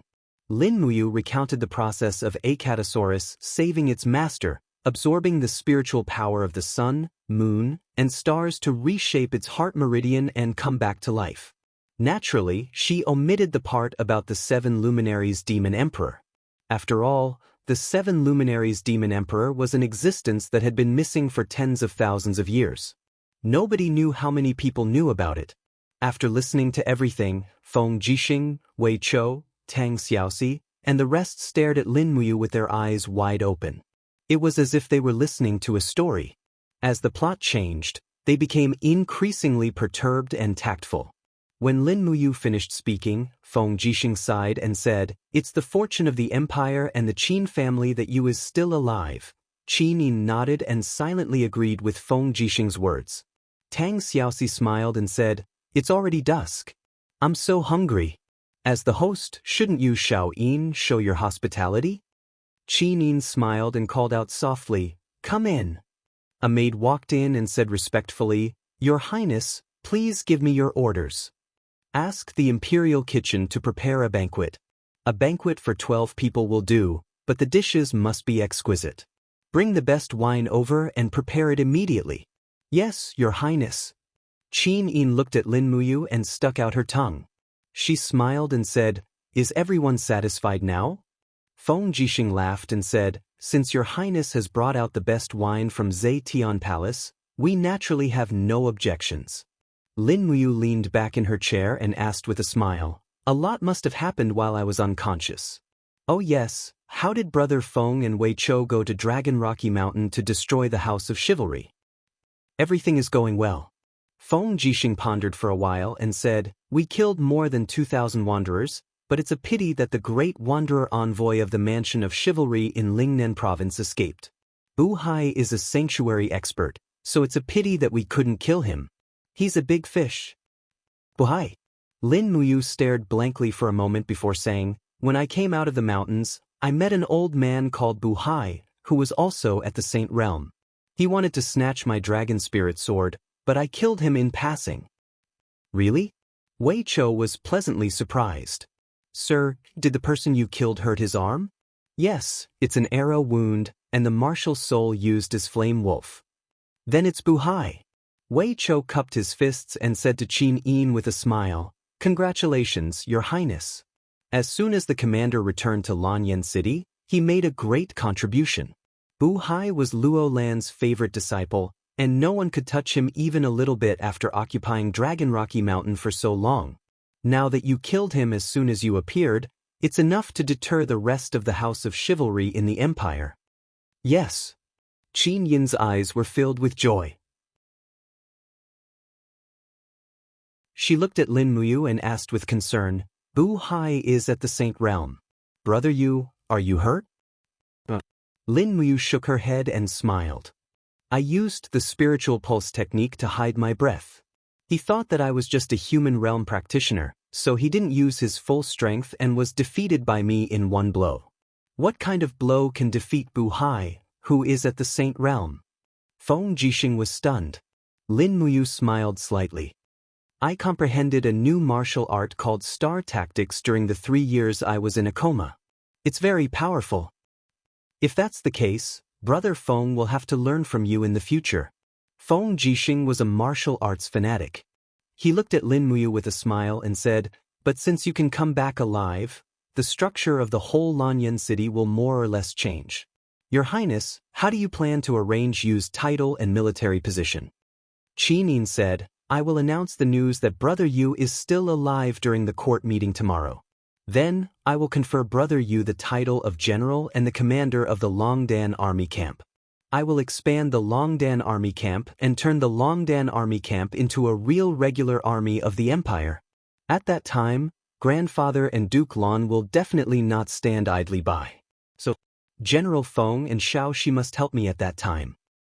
Yes, I understand. Not long after, good wine and delicacies were served one by one in the back hall of the Zetian Palace. They also invited Chu Yao, Qin Yen, and the others. A group of people sat around the table. It was a reunion dinner that they hadn't had in a long time. They ate and drank until late at night. Feng Jixing, Zhang Wei, Wei Chou, and the others took their leave one by one. As for Lin Muyu, she rested in the side hall for the night. Because the matter tomorrow morning was very tricky, they had to discuss it as early as possible. The next day, the sun rose high in the sky. All the officials came to the court. The bell outside the Zetian Palace reverberated. A group of civil and military officials climbed the 120 gilded steps and entered the Zetian Palace step by step. Su Muyun and Tang Lan were among them. Moreover, these officials who were ranked as the 2 dukes of the empire were all crowded around. Under Su Muyun's direct subordinates were Su Yu, Su Long, and a group of generals from Muyu City.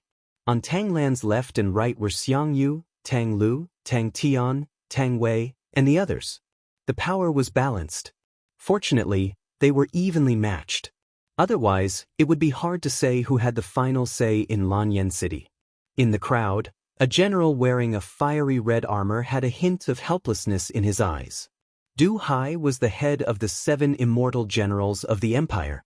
However, during the Battle of Lanyan City, the Tianchong army that he belonged to was chased far away from Lanyan City by the soldiers of the Iha nation. In the end, he was convicted of the crime of failing to protect the city. Fortunately, Tang Lan and Su Muyun were somewhat fearful of this general.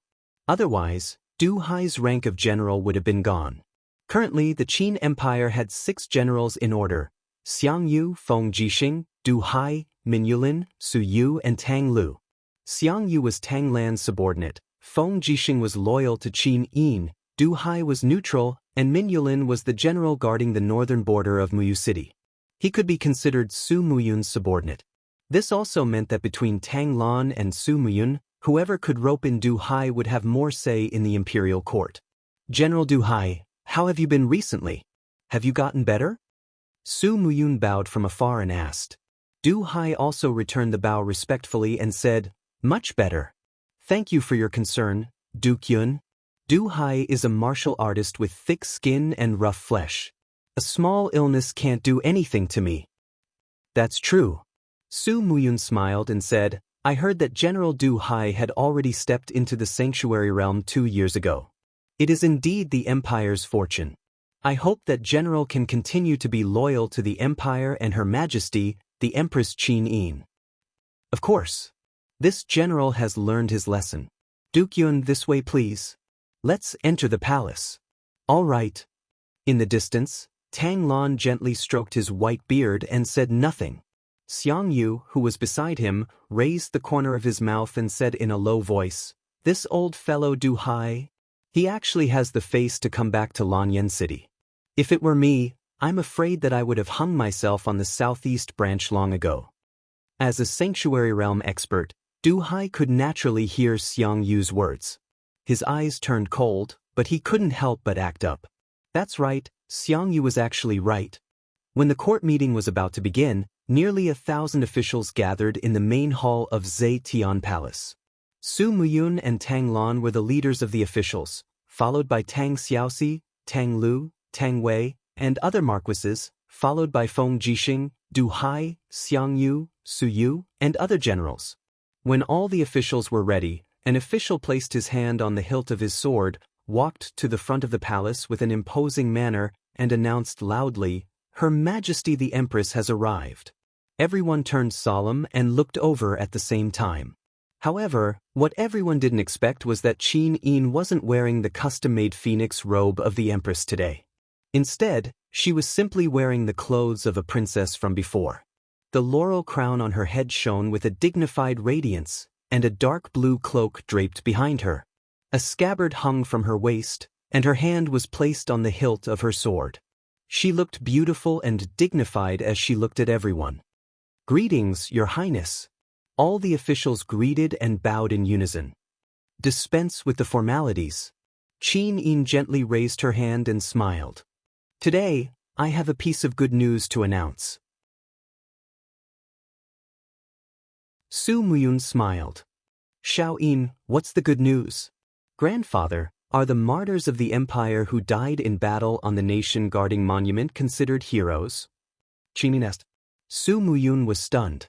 He cupped his fists and bowed. "Those who died in the line of duty for the empire are naturally heroes. If the martyrs on the nation-guarding monument managed to escape from that nightmare with a narrow escape, are they still considered heroes?" "Yes, of course they are," Su Muyun said resolutely. "All right then, let me introduce someone to everyone today." Qin Yin gently turned around, smiled, and said to the side hall, "Come, brother Yu, brother Yu." Su Muyun was stunned. Su Yu revealed a trace of joy. "Could it be that Yu is not dead?" Du Hai was shocked. Xiang Yu stared coldly at the side hall. There, two maids opened the curtain, and a young general in the armor of the Imperial Guards walked out. His handsome face was calm as he stared at Qin Yin in the distance. He walked over step by step and stood in front of the officials. He turned around and cupped his fists at the officials. "Lin Muyu is lucky to be alive. Greetings, everyone." The crowd was instantly in an uproar. Everyone was discussing spiritedly. Some were happy, some were shocked, but most of them were anxious. Lin Muyu was the first hero of the nation-guarding monument. Since he did not die, he must have had a meteoric rise. It's really Lin Muyu. That's right, it's him. 3 years ago, Lin Muyu was rumored to have been killed by Luo Lan. He actually did not die. The Emperor's godson did not die and escaped everything. The Empire is fortunate. Quiet down. Qin Yin walked down the steps and stood beside Lin Muyu. When the crowd quieted down, she looked at Lin Muyu and said, "Brother Yu narrowly escaped death. He died in the Dragon Crystal and was unconscious for 3 years. In the end, he was awakened by some mysterious rebirth power. So, I plan to put him in an important position. Does anyone have any objections?" Tang Lan frowned and did not say anything. Su Muyun's eyes were calm. He did not plan to speak either. Xiang Yu cupped his fists and said, "Your Highness, the various corps in Lanyan City have been established and there are no more empty positions. Why don't Lord Lin Muyu rebuild the Imperial Guards and take up the post of commander of the Imperial Guards?" Qin Yin shook her head lightly and said, "Men, bring the late Emperor's posthumous edict." The late Emperor's edict? Everyone was stunned. No one knew that the late Emperor Qin Jin had left a posthumous edict.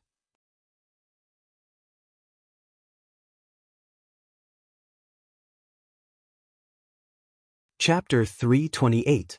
An official slowly walked into the main hall with a golden scroll in his hand. He respectfully held the posthumous edict and bowed to Qin Yin. Qin Yin nodded. "Read." The official immediately opened the posthumous edict and said in a clear voice, "If we encounter any mishaps during this trip, please do not panic. The thousands of years of foundation of the Qin Empire cannot be buried in the hands of traitors. If we do not return, we will appoint Qin Yin as the great Qin Empire's monarch and command the world. We will also confer the title of Dubhe monarch to Lin Muyu, who will be in charge of all military and political affairs in Dubhe province. Our adopted son will be treated as our own, and all officials are not to disobey. Lin Muyu was stunned. She looked at Qin Yin, as if doubting the authenticity of this posthumous edict. Qin Yin took the posthumous edict from the official and unfolded it to Lin Muyu. Her beautiful face was filled with sorrow as she said, "Big brother you should recognize Imperial Father's handwriting, right?" The words on the posthumous edict were smooth and full of vigor, exuding an aura that seemed to be able to penetrate through the paper. Indeed, this was indeed Qin Jin's calligraphy. In terms of calligraphy, Qin Jin could be considered to be among the top 10 in the empire. It was not that easy to forge it. Qin Yin's eyes were slightly moist as she murmured, "Big brother you, we found one of Imperial Father's personal guards who escaped in Dubhe province. He said, before Imperial Father died, he said that his greatest regret in life was that he had never looked at you as a father would look at his son. This was his regret, so he wrote this edict to make it up to you." Lin Muyu's nose turned sour. She nodded and said, "I understand." At this moment, one of the officials cupped his fists and spoke. It was Tang Lu of the Tang family. He looked at Qin Yin with a resolute gaze and said, "Your Highness, as the saying goes, outsiders cannot be conferred the title of king. His Majesty's surname is Qin, while Lin Muyu's surname is Lin. Furthermore, even if Lin Muyu's contributions are great, it is not great enough to be conferred the title of king. Therefore, this official believes that conferring the title of king on Lin Muyu is somewhat inappropriate." Qin Yin looked at him calmly and asked, "Do you have any other objections?" In the crowd, many officials cast their gazes at Su Muyun. Hence, Su Muyun solemnly said, "Your Highness, although this is a posthumous edict of the late emperor, when the late emperor wrote this edict, he didn't know that there would be so many changes in the empire, nor did he know about morality and the ambition of the country. Times have changed, and there are many things waiting to be done in the empire. It's really inappropriate to confer the title of king at this time. It goes against the will of the people." On the other side, Tang Lan also cupped his fists and said, "I also think that the conferment of Dubhe is inappropriate. Moreover, Dubhe province is currently controlled by Duke Yun. If Lin Muyu is conferred the title of Dubhe, I'm afraid that Duke Yun will be displeased." Su Muyun looked at Tang Lan with a piercing gaze, but he didn't say anything. Lin Muyu took a deep breath. For the first time, she finally understood how tough it was for Qin Yin to be the empress. Among all the officials, there were almost none who were on Qin Yin's side. At this moment, Feng Jixing frowned and said, "Your Highness, since all the officials think that conferring the title of king is inappropriate, why don't we not confer the title of king and directly promote Lin Muyu to the rank of general? With Lin Muyu's outstanding contributions, he is worthy of this title." Tang Xiaoxi also said, "I also think that we should promote Mu to the rank of general." In the crowd, a man wearing a general's robe with 3 gold stars on his collar cupped his fists and said, "Your Highness, this general has always been reserved and diligent since I was in charge of the Ministry of War's Minister of War. In July last year, Your Highness personally issued a decree on the restructuring of the Empire's army. All generals who want to be promoted must be measured by their military achievements. Although General Lin Muyu has made outstanding military achievements 3 years ago, he is now the new empress. Therefore, this general believes that promoting General Lin Muyu to any military position now would be in violation of the new decree. I don't know if Your Highness thinks that this general is right or wrong." Xue Ling, Qin Yin was so angry that her little face turned red. She couldn't wait to immediately remove Xue Ling from her position as the Minister of War. However, Xue Ling was Tang Lan's subordinate, so she couldn't do anything about it. It was obvious that Tang Lan wasn't willing to see Lin Muyu wield military power. She didn't even want to give Lin Muyu the opportunity to become a centurion. Qin Yin was a little flustered. She looked at Su Muyun and begged for help. "Grandfather, do you think that Lin Muyu can't even be given a military position? Even if he is restored to the rank of protector of the nation?"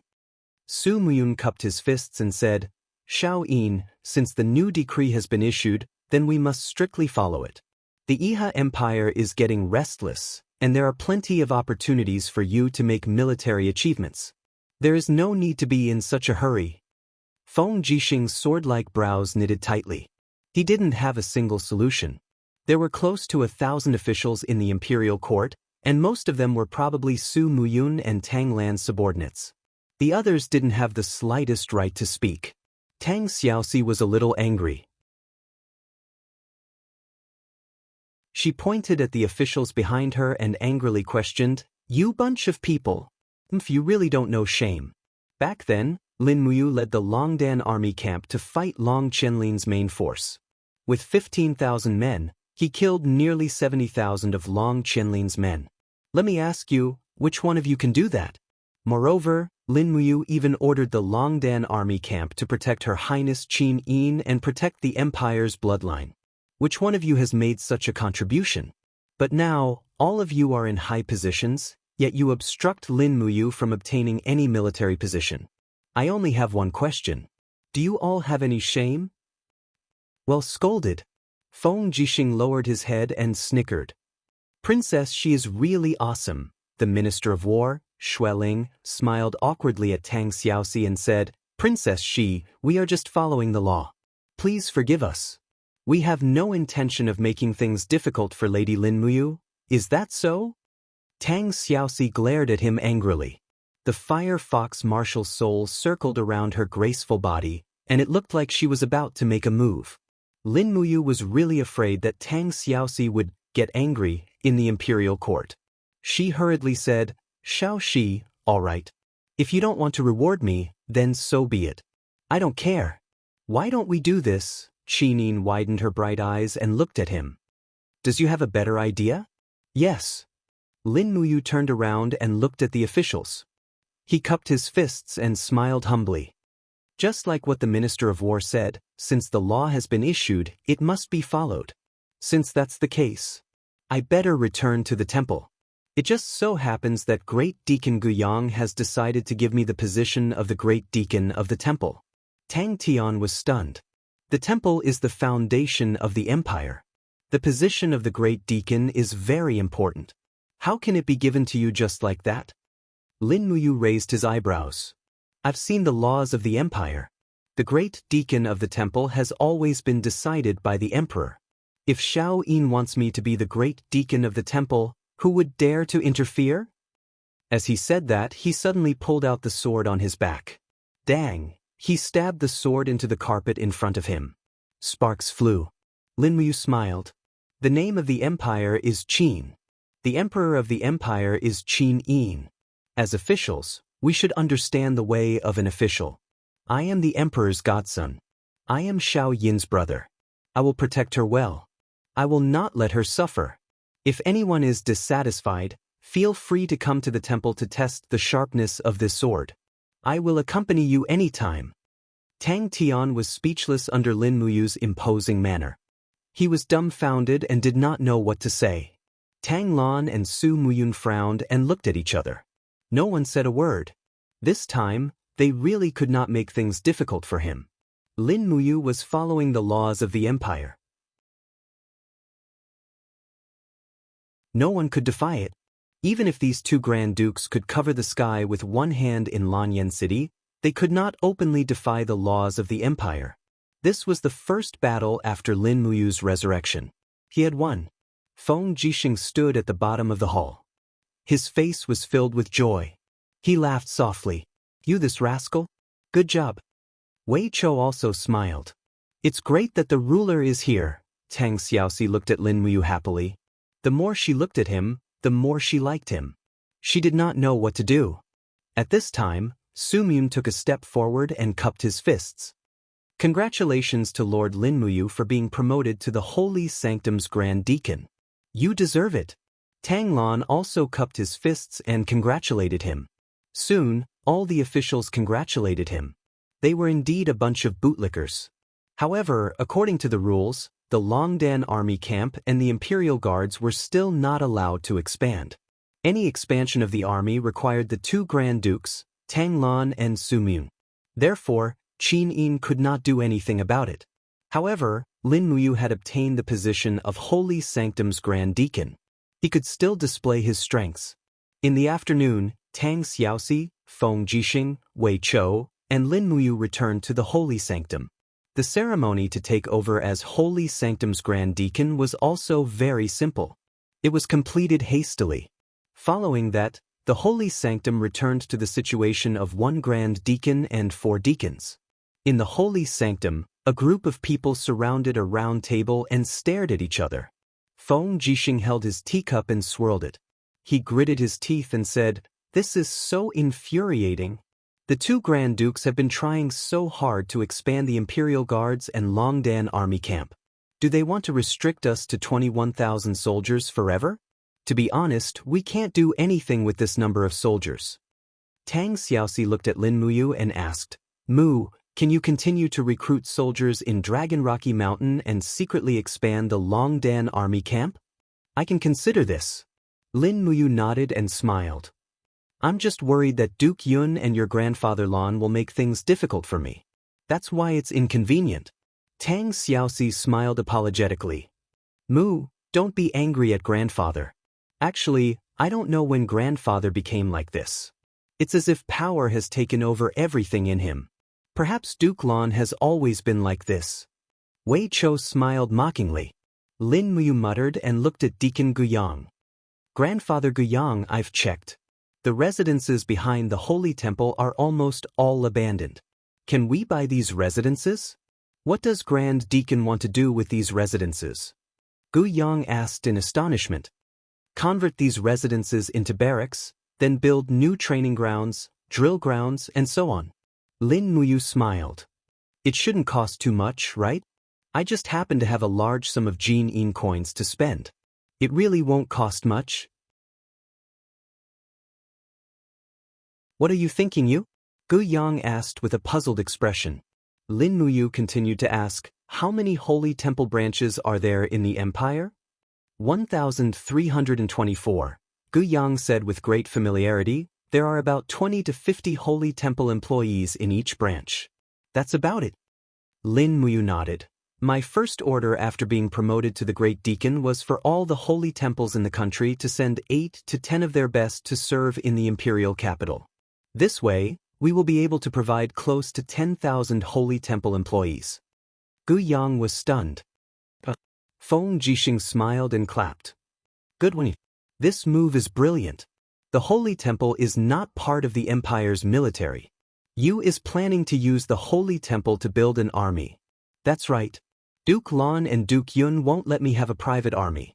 Then, I will use my status as Grand Deacon to build a 10,000-strong Holy Temple army. Wei Chou will send the generals of the Longdan Army Camp to the Holy Temple to teach them tactics and formations. I will use the Holy Temple to strengthen the Longdan Army Camp. This way, Xiao Yin will have more bargaining chips." "Yes, Big Brother Feng will definitely support you." Feng Jixing cupped his fists and smiled.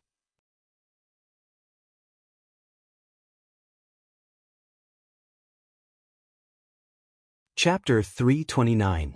The next day, after waking up early and practicing a set of demonic sonic punches, Lin Muyu still wore the Royal Guard's armor, while Guyang pinned a golden leaf emblem on his armor. This was the emblem of the Temple Grand Deacon, and it was more magnificent than the golden leaf emblem of the Deacon. Behind Guyang, the other 3 deacons of the temple main altar were already waiting for orders. They were Xianxia, Zhou Yao, and Bai Lifu. Xianxia's steel shield never left his body. After putting the heavy shield on the horse's back, he cupped his fists and said, "Grand Deacon, we are ready." Guyang was surprised. "You are going out?" The nation guarding monument. Lin Muyu's voice was very calm. "Grandpa Guyang, I want to see Brother Chu Huaying, Brother Qin Lei, and Grandpa Lei Hong and Chu Chu." That's good too. You should really go to the nation guarding monument. Then we will be going out. The temple's morning training mission will be handed over to Grandpa Guyang." "All right." Guyang's old face looked like the peel of a tangerine when he smiled. "I am good at the trial missions. When Deacon Lei Hong was alive, I was only in charge of this every day." Then we will be going." Lin Muyu took the reins of a warhorse from the temple guards, flipped on the horse, and left the temple with the 3 deacons. Outside the temple, Feng Jixing was already waiting with Zhang Wei and Xia Hosang. In addition, Qin Yin, Tang Xiaoxi, and Chu Yao were also there. Why is Xiao Yin here? Lin Muyu couldn't help but ask with a smile. Qin Yin's lips curled up. I have been going to the Nation Guarding Monument every 3 days. Anyway, the government affairs are not as busy as I thought. Grandpa and Master Lan have helped me with many things. Lin Muyu laughed bitterly. I understand. Let's go. Yes. There were about 100 people behind Qin Yin. They were the bodyguards of Muyu City, and they were also sent by Su Muyun to protect the princess. Lin Muyu didn't say anything. She really didn't know if Su Muyun was concerned about Qin Yin's safety, but more than that. What Lin Muyu felt was Su Muyun's desire to control Qin Yin. He wanted Qin Yin's every word and action to be under his eyes and ears. This was also the situation that Lin Muyu urgently needed to change. She had to let Qin Yin slowly establish the prestige of the emperor. Outside Lanyan City, there were birdsong and fragrant flowers. The team went straight to Eagle Nest Mountain. At the foot of Eagle Nest Mountain, there was a small grave at the edge of the mountain. There was a tombstone next to it. It was Chu Huayin's and Jinxiang's graves. Wei Chou and the others left in a hurry, so they could only bury Chu Huayin and Xianxia here. After that, they didn't move to the Nation Guarding Monument because Qin Yin felt that it was the best for the 2 of them. The tombstone was covered with moss. Lin Muyu walked forward and gently wiped away the moss with her own hands. Then, she pulled off the vines on the tomb. When she pulled off the vines, she found that they were wrapped around a long rusty sword. It was Chu Huaying's sword. It was stabbed into the side of the tomb. It was as if its owner had fallen into a deep sleep and no longer cared about the world. 2 blight butterflies fluttered around the blade of the sword as if they were attracted by something. Lin Muyu took a few steps back and knelt on the ground. She looked at the tombstone silently and said, "Brother Chu, I'm back? I'm sorry that I couldn't take you with me back then." Chu Yao slowly knelt down, tears flowing down her face silently. Qin Yin didn't care about the mud on the ground. She knelt in front of the grave and said softly, "General Chu Huayin, you are the pride of the empire and the pride of the empire's soldiers. I hope that you will never be separated from Miss Xianxiang in the underworld." Feng Jixing slowly knelt down and said, "Old Chu, rest in peace. Your vengeance. You and I will avenge you. Don't worry, none of the people who made you bleed in the past will have a good ending. This is my promise to you, Feng Jixing." Zhang Wei, Wei Chou, Xing Shanhe, and the others also knelt down one by one. Although Chu Huayin wasn't buried under the Nation Guarding Monument, everyone knew that he was the 2nd martyr of the Nation Guarding Monument. Chu Huayin was even posthumously conferred the title of king a year ago. This was an unimaginable honor. This was probably what Chu Huayin was after, to bring honor to his ancestors. Moreover, the Chu clan was indeed known by everyone because of him. After paying respects to Chu Huayin and Jinxiang, everyone got on their horses and went to the Nation Guarding Monument. Along the way, the shade of the trees shone on everyone. Lin Muyu gently held the reins and said, "Brother Feng, is there any news of Zheng Yifan?" Feng Jixing shook his head. There was no news of Zheng Yifan after he left Lanyan City. Originally, we all thought that if there was a rebellion, it would be led by Zheng Yifan. However, we guessed wrong. Zheng Yifan didn't have any intention of rebelling. Instead, it was His Majesty's brother, Qin Yi, who came from Lingnan and caused the chaos in Yihe Nation. How's the military strength of Yihe Nation now? Not bad. Feng Jixing thought for a moment and said, "The spies we planted in Yihe Nation for the past 3 years have reported that they have been recruiting new soldiers. Now, they have a total military strength of around 500,000, which is comparable to the current military strength of the empire. Moreover, the empire was defeated in Qinling Mountains 2 months ago, so Yihe Nation's overall strength might be slightly stronger than ours. What's worse is that Yihe Nation has taken over Lingdong Province and Tongtian Province." They will definitely station their troops in these two provinces in order to fight the empire again. Lin Muyu clenched her fists with a burning gaze and said, "This debt will be settled one day. Sooner or later, I will hang Qin Yi and Long Qianlin's heads under the eaves of Zhe Tian Palace." As she said this, Lin Muyu asked again, "Have you found His Majesty's body?"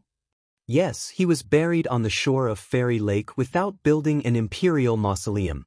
Feng Jixing said lightly, "This was decided by Duke Muyun and Duke Kanglin together." Beside him, Qinin said, "Father was so headstrong that he was killed at Fairy Lake. Perhaps it would be better for him to be buried by Fairy Lake. After all, if he were alive, he might not be willing to be buried in the imperial mausoleum." Feng Jixing nodded. Lin Muyu looked down at the retreating trees and suddenly asked, "Who is in control of Tsangnan province now?" "In Duke Lan's hands."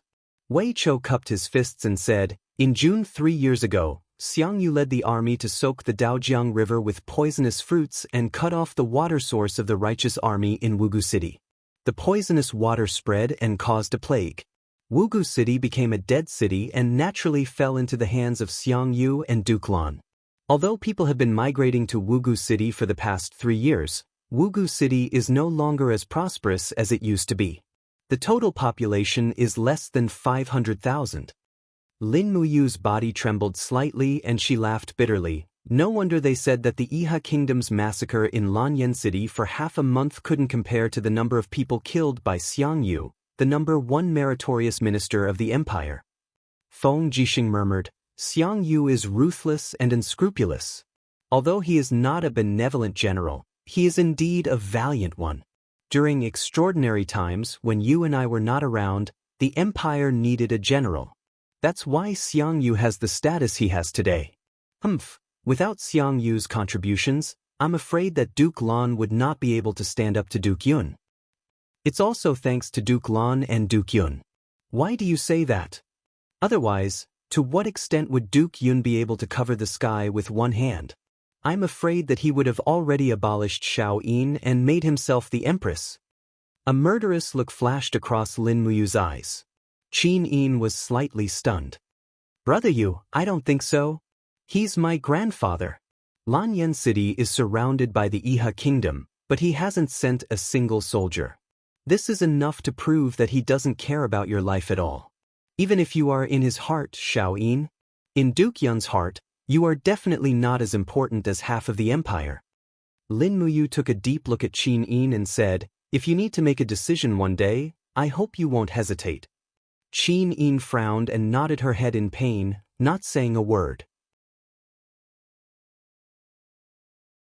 Zhang Wei, who was at the side, smiled and said, "Great Deacon, as you said, Her Highness is not as important as half of the empire in Duke Yun's heart. What about you? How important is Her Highness to you?" Everyone looked at him. After a few seconds of silence, Lin Muyu raised her head and said, "I don't know, but I will do my best to help Shao Yin combine the two halves of the empire." Feng Jixing was stunned, and the corners of his mouth curled up slightly. The bodyguards of Muyu City behind Qin Yin looked at each other, and their eyes were full of shock. To them, Lin Muyu's words were too arrogant, but when it came from Lin Muyu, it didn't feel arrogant at all. It seemed that everyone thought it was not impossible. Qin Imperial Mausoleum, National Monument. The National Monument was lined up in a row, and the one at the front was the main monument. Lin Muyu, Qin Yin, Feng Jixing, and the rest got off their horses and came to the front of the giant monument. They looked up at the familiar names. The first name was Lin Muyu, and the handwriting was strong. "Do you want to remove your name?" Qin Yin asked softly from the side. "No need."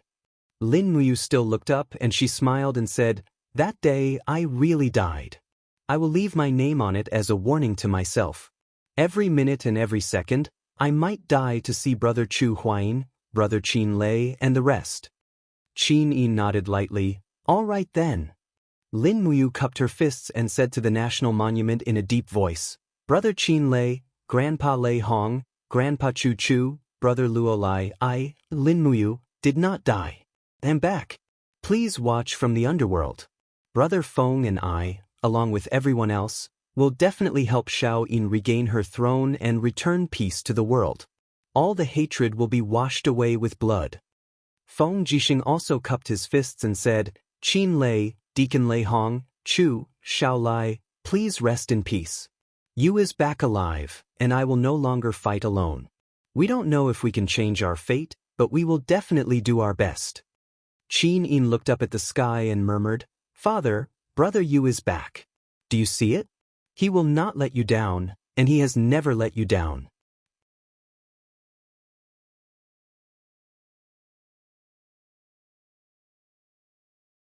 Chapter 330. A month passed in the blink of an eye. In the month after Lin Muyu returned to Lanyan City, she spent her days going through the files in the Holy Temple. After the chaos in the Iha Kingdom, there were more and more files. All the branches of the Holy Temple would send a letter if there were any unresolved matters, and these tasks naturally fell on the shoulders of Lin Muyu. Other than that, she would go to Zetian Hall to accompany Qin Yin and Tang Xiaoxi, or go to the Spiritual Medicine Department to meet with the Spiritual Medicine Department's Great Deacon, Chu Yao, to teach her some cultivation tricks and techniques. As for personal martial arts training, she had basically practiced the 12 styles of the dragon-taming spear technique in a month, and often exchanged pointers with a few deacons of the Holy Temple. She even occasionally acted as a Gold Star sparring master, which made a group of Gold Star instructors feel flattered. Everyone knew how strong Lin Muyu was, and being able to be her opponent was an honor. The only thing that troubled Lin Muyu was the broken sword left behind by the 7 luminaries demon emperor. She had not succeeded in smelting it for a month, as if the broken sword was completely insulated from the flames and the refining cauldron. There was nothing Lulu could do about it. Lulu was an intelligent being, but she could not analyze the structure of the broken sword, which was beyond her understanding. There was no other way, she could only wait until she obtained a stronger refining flame.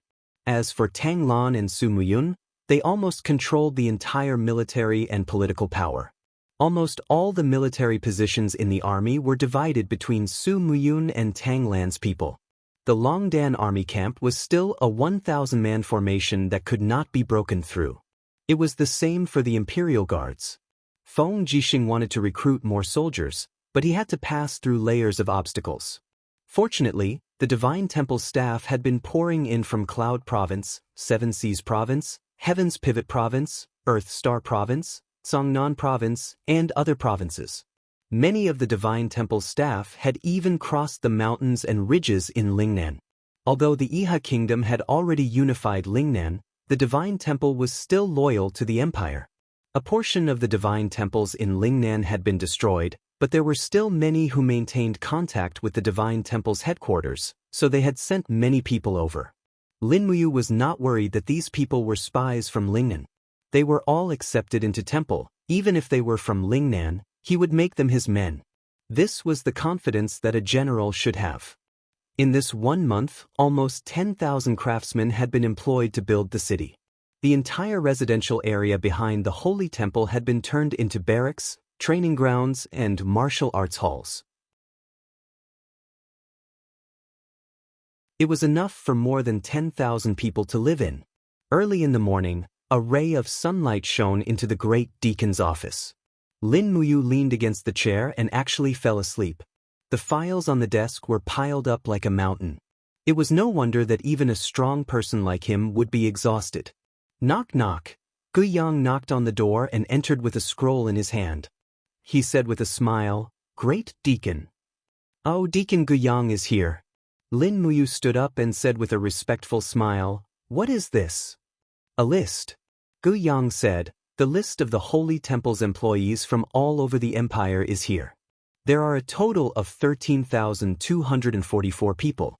It seems that there are still people coming from far away."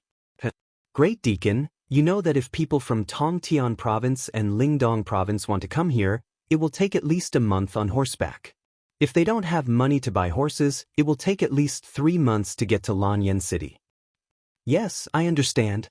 Thank you for your hard work, Grandpa Guiyang," Lin Muyu said with a smile. Guiyang revealed a trace of embarrassment and said, "It's just that, Great Deacon, these people's clothing, armor, weapons, food and so on all need money. Our holy temple's treasury was almost used up in half a month. That was great Deacon Lei Hong's painstaking efforts for most of his life. It was squandered by you just like that. Lin Muyu didn't know whether to laugh or cry. I don't want to, but this is money that must be spent. Speaking of which, although Grandpa Lei Hong is a rare expert in cultivation, he really doesn't know anything about business. Look at how poor the holy temple is, Guyang said. What about the following expenses? It's okay, I have money here. Lin Muyu took out 1,000,000 gold notes and gave them to Guyang. She smiled and said, this was given to me by that old guy Yu Qiyan. It must be the wealth of the people from the Heavens Pivot Province. It's perfect to use it here. Gu Yang's face flushed red as he looked at the stack of money. This old man has never seen so much money in his life. I'll bring some people to exchange it. Haha, our holy temple's financial crisis has been resolved. Bring one more person, don't let them rob us. Don't worry, who in Lanyan City dares to rob the holy temple's funds? Gu Yang laughed wildly as he left. Lin Muyu was speechless. However, the money in her universe bag was getting less and less. She had already spent 1,000,000 on building new barracks and buying weapons and horses. She had just spent another 1,000,000. If she didn't find more sources of income, she would have to spend it all. It was a pity that after the Iha Kingdom's massacre, there was no news of the Imperial Merchant Guild. What replaced it was a messy battle between more than a dozen merchant guilds. It wasn't suitable to do business with anyone. Moreover, she had no idea where Jean Xiaotang and Third Fatty Jean had gone. At this moment, there was a knock on the door. "Milord, Luo Yu requests an audience." "Come in." "Yes." Luo Yu put the metal helmet of the Longdan army camp under her armpit and walked in with her head held high. She was dressed in the Empire's military uniform and seemed to be in high spirits. She smiled and said, "Milord, I'm here." "What's the matter?" Lin Muyu continued to read through the memorials. She smiled and said, "Luo Yu, you're now the deputy commander of the Longdan army camp, and also the deputy commander of the Empire. You don't need to be so respectful to me. I'm just a mere grand deacon of the Holy Temple." Luo Yu couldn't help but laugh. "Milord, what are you saying? Even if Luo Yu becomes the Empire's marshal, I'll always be your subordinate. Moreover, I've come with news." "What news?" "We found Jean Xiaotang's whereabouts." Lin Muyu hurriedly stood up. Luo Yu said, "In the commoners' district south of the city. It said that after the Iha Kingdom conquered the city, they massacred the Imperial Merchant Guild and killed many people. They took everything from the Imperial Merchant Guild. Furthermore, Jean Xiaotang's father also died in the massacre. Right now, Jean Xiaotang is running a small business, buying and selling some clumsy weapons. She's been bullied quite a bit when doing business with those mercenaries." "Is that so?" Lin Muyu frowned and said, "Let's go. Take me to see Xiaotang."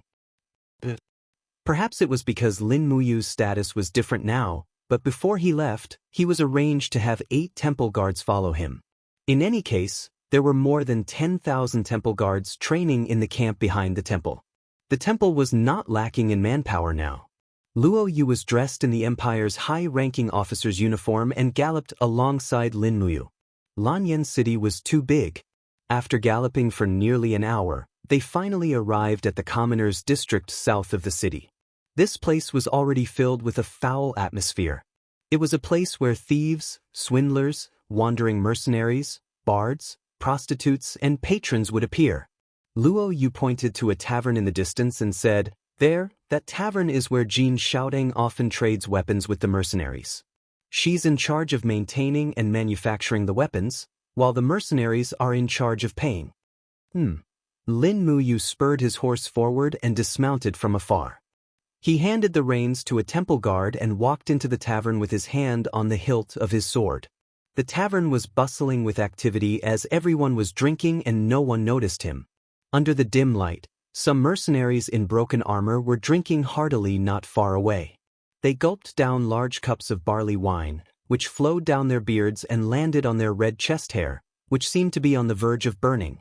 In the corner, Lin Muyu saw Jean Xiaotang. She was much thinner and weaker than before. She held a slightly rusty longsword in her arms and carefully placed it in front of a bearded mercenary. What? You want 2 Jin coins for this kind of trash? The bearded mercenary suddenly stood up and pushed Jin Xiaotang away. His face was filled with an arrogant smile. How about I give you 2 nights of pleasure? Little girl, buying and selling weapons on Rotten Water Street is under the control of the Imperial Guards. Do you know who I am? How dare you bargain with me? Jin Xiaotang felt wronged and tears welled up in her eyes. She stood there motionlessly and muttered, 2 Jin coins, not 1 less. If you give me less, I won't even have money for this week's bread. 2 Jin coins, right? Here. The mercenary randomly took out 2 copper coins and threw them on the table. He smiled and said, Here, don't say that I took your sword for free. Jin Xiaotang was on the verge of tears. This is 2 copper coins, everyone saw it. Do you want to die? The bearded mercenary was completely enraged. He stepped forward and grabbed Jin Xiaotang's neck. Suddenly, a strong gust of wind swept past and a strong palm blocked the mercenary's arm. Like a pair of iron pincers, it pushed the mercenary back. Bam! The bearded mercenary slammed heavily into the wall. He immediately became dizzy and shouted angrily, Who is it? How dare you offend me in Rotten Water Street? But when he looked closely, he realized that the person in front of him was wearing the armor of a high-ranking general of the Empire. There was a very noble-looking golden leaf on his chest, and he immediately sobered up. Luo Yu said coldly, What? You want to challenge the great deacon of the Holy Cathedral? Get lost. The bearded man's nature of bullying the weak and fearing the strong was exposed. He immediately turned to leave. Wait, put down your sword, Lin Muyu said coldly. The bearded man put down his sword and looked at Lin Muyu with respect in his eyes. Then he ran out of the tavern as if he was escaping. Jin Xiaotang looked at Lin Muyu dumbfoundedly. She suddenly opened her arms and threw herself into his embrace. She cried loudly, Big brother Yu, my father was killed by the Iha kingdom. Uncle Zhang, Uncle Lu, Elder Jin, and the others are all dead, all dead. Lin Muyu hugged her frail body and said, I know. Don't cry, Xiaotang. Everything will be fine. And the sword elder is also dead. Jin Xiaotang's eyes were filled with tears.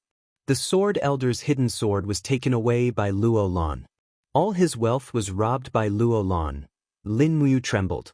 Although the sword elder was eccentric, he was still his swordsmanship instructor. Luo Lan's blood debt seemed to have increased. Shang, how did you end up like this? Lin Muyu asked.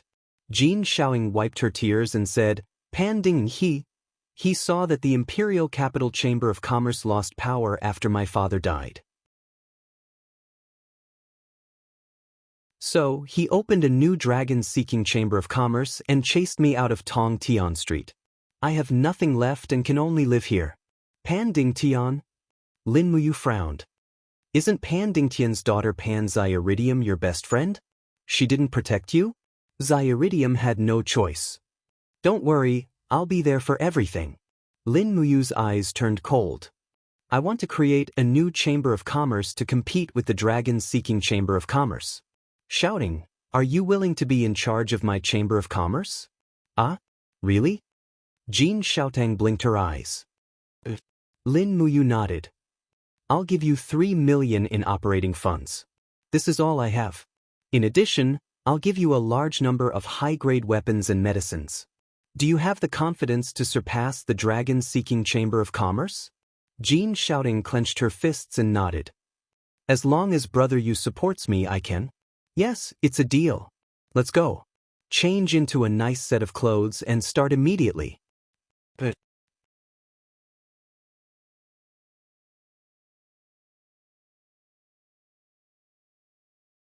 Chapter 331. In the afternoon, Jin Xiaotang had already changed into a brand new set of clothes, and once again became delicate and beautiful. As the saying goes, clothes make the man. Without a decent set of clothes, one wouldn't have much confidence in speaking, let alone convincing others. Lin Muyu and the 3 deacons of the Divine Palace personally escorted Jin Xiaotang to a few places. The Ministry of Revenue, where they bought the foundations and buildings for the Merchant Guild. In reality, it was still the same merchant guild in the imperial capital. However, after the Iha kingdom killed Third Fatty Jin and the other owners, this place became ownerless, so it was sealed off by Feng Jixing's men. In the afternoon, the seal was removed. The next step was to gather manpower. This matter was handed to Jin Xiaoteng. Lin Muyu gave her 3 million gold notes and asked Wei Chou to arrange 5 experts from the Longdan army camp to protect Jin Xiaoteng. After the Iha kingdom's rebellion, the security in the imperial capital was not very safe. At dusk, Lin Muyu arrived at Zetian Palace.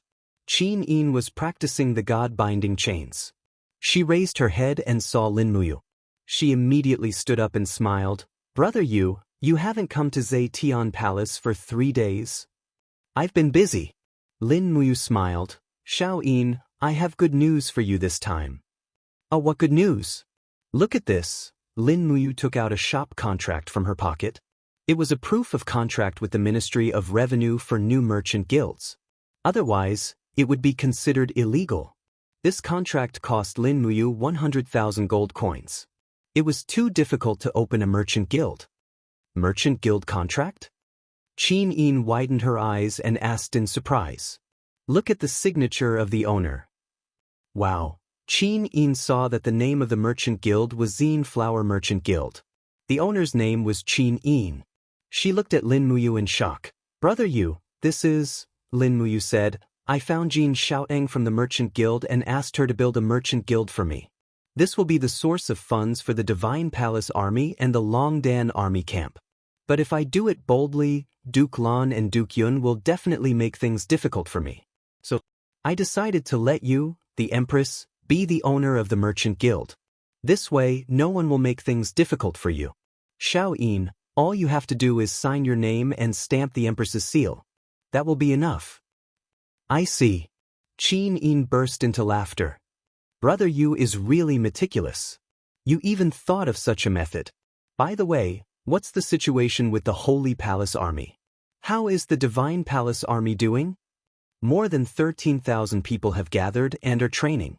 Don't worry," Lin Muyu said confidently. "The Divine Palace Army will be your bargaining chip, Xiao Yin.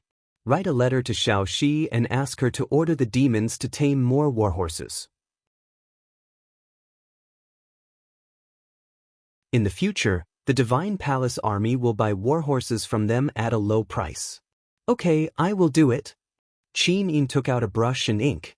She quickly signed her name on the contract and stamped it with the Empress's seal. Lin Muyu kept the contract as if it was a treasure and smiled. "Just wait and see the rise of the Xin Flower Merchant Guild. If we can control the economy of Lanyan City, we will not have to be afraid of Duke Lan and Duke Yun. I will leave now. I will come and see you when I am done. Goodbye, Brother Yu." Qin Yin walked him all the way to the door. She watched as Lin Muyu mounted his horse and galloped away. She was happy and disappointed at the same time. She was happy that he came back alive, but she was disappointed that he couldn't stay by her side after running around for her. The maid beside her couldn't help but giggle. "Your Highness, the chief deacon will come back again. You don't have to be like this, right? Little girl, how dare you make fun of me?" Qin Yin laughed and scolded. "Hurry up and prepare dinner. I want to drink soup tonight." "Yes, I will get the imperial kitchen to prepare it now." At night, when Rinpochian arrived at the entrance of the new merchant guild without stopping, she found that Jin Xiaoteng had already hired a large group of workers to renovate the shop. Although the total area of the new merchant guild was less than 20% of the original one in the capital, everything would come back as long as the business was booming. Jin Xiaoteng, who walked out of the commoners area, looked radiant. Her entire temperament had changed. When she saw Lin Muyu, she immediately greeted her with a smile and said, "Brother Yu, everything is ready. We can hang out our shop tomorrow." "That's good." Lin Muyu asked, "How's the source of goods?" Jin Xiaoteng nodded and said, "It's almost done. I contacted some suppliers that I knew in the past and bought a batch of spirit stones, armors, weapons, and so on at a price 10% higher than the Dragon Merchant Guild. I plan to open 5 shops in the Xin Flower Merchant Guild: spirit stones, armor, weapons, medicine, and auction. After that, I will slowly open a rice shop, cloth shop, game shop, and so on. What do you think, brother you? Well, we'll do it step by step. Lin Muyu smiled and said, did we attract the attention of other merchant guilds with such a big fanfare? Of course. Jin Xiaoteng giggled and said, a few shifty-eyed fellows came in the afternoon. I knew they were from other merchant guilds at first glance. Currently, there are 3 large merchant guilds in Lanyan City. Pandingtian's Dragon Merchant Guild is the largest with a total capital of nearly 200 million Jin Huan coins. Lu Xian's Thousand Victories Merchant Guild has a total capital of about 80 million Jin Huan coins. Zhao Su's Soaring Dragon Merchant Guild has a total capital of about 52 million Jin Huan coins. I've found out that if we want to officially rise in the Zine Flower Merchant Guild, we must challenge the authority of these 3 large merchant guilds. Are you confident? Lin Muyu asked with a smile. Jin Xiaoteng pursed her lips and smiled faintly. She walked up to him and held his arm and said coyly, it depends on your performance, brother.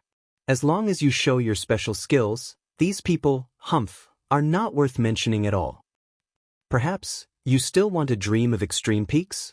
Yes, although Dream of Extreme Peaks is only a level 7 potion, its formula has long been lost, and no one knows how to refine it.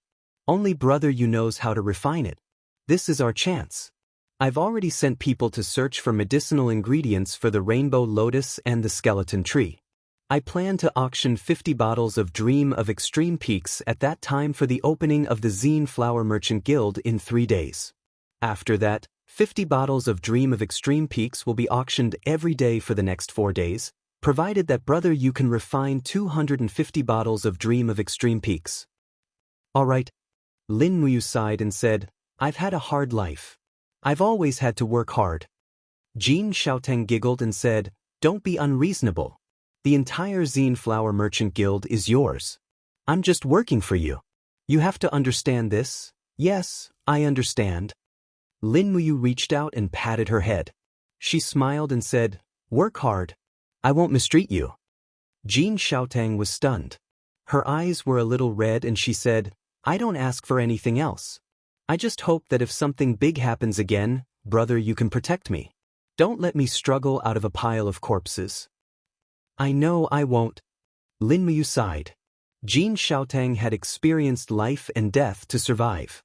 It was indeed not easy. However, at that time, the 300,000-strong army of the Iha nation had massacred the entire city. They killed everyone they saw regardless of the situation. Who could control their own fate in that situation? Jin Xiaoteng smiled and said, it's all Xiaotong's fault. Let's not talk about these unhappy things. By the way, brother you, Xiaoteng bought a lot of spirit stones. They're all cheap goods between 1,000 to 2,000 years old. There's also a lot of 100-year-old and 1,000-year-old dark steel. How strong of a weapon can you make with these materials? Lin Muyu pondered for a moment. It's uncertain if it's profound grade, but it should at least be spirit grade. Yes, that's good. We might have to trouble Big Brother you. This time, we need 1,000 spirit grade and above weapons to strengthen the Purple Flower Chamber of Commerce. Big Brother, you've suffered. F***CK. Lin Muyu looked at her with a naughty smile. You don't look like you care about me. Who said that? My heart aches, okay? Jin Xiaoteng came to his back and gently massaged his shoulders with a smile.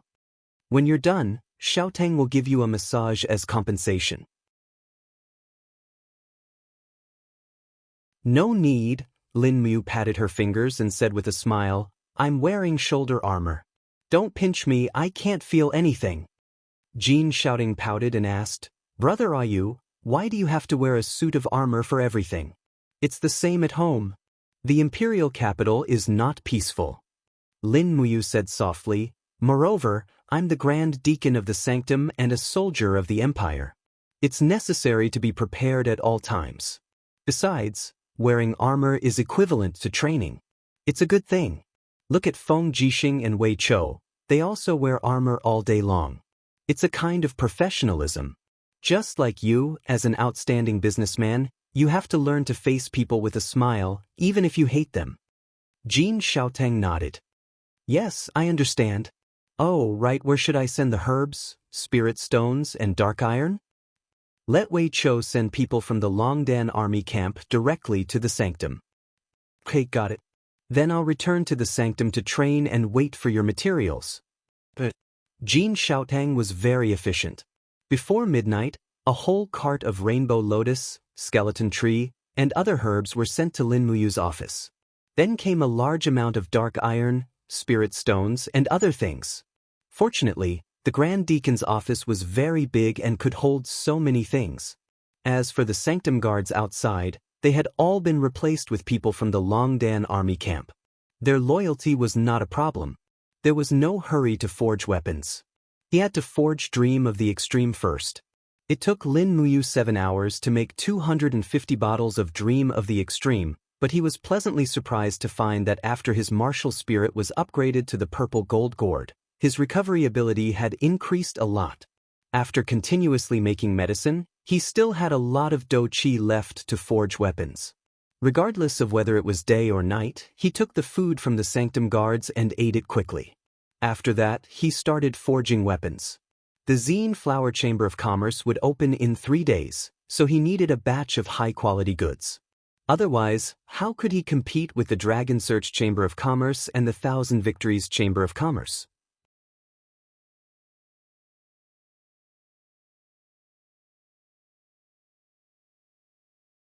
Chapter 332. 2 days passed in the blink of an eye.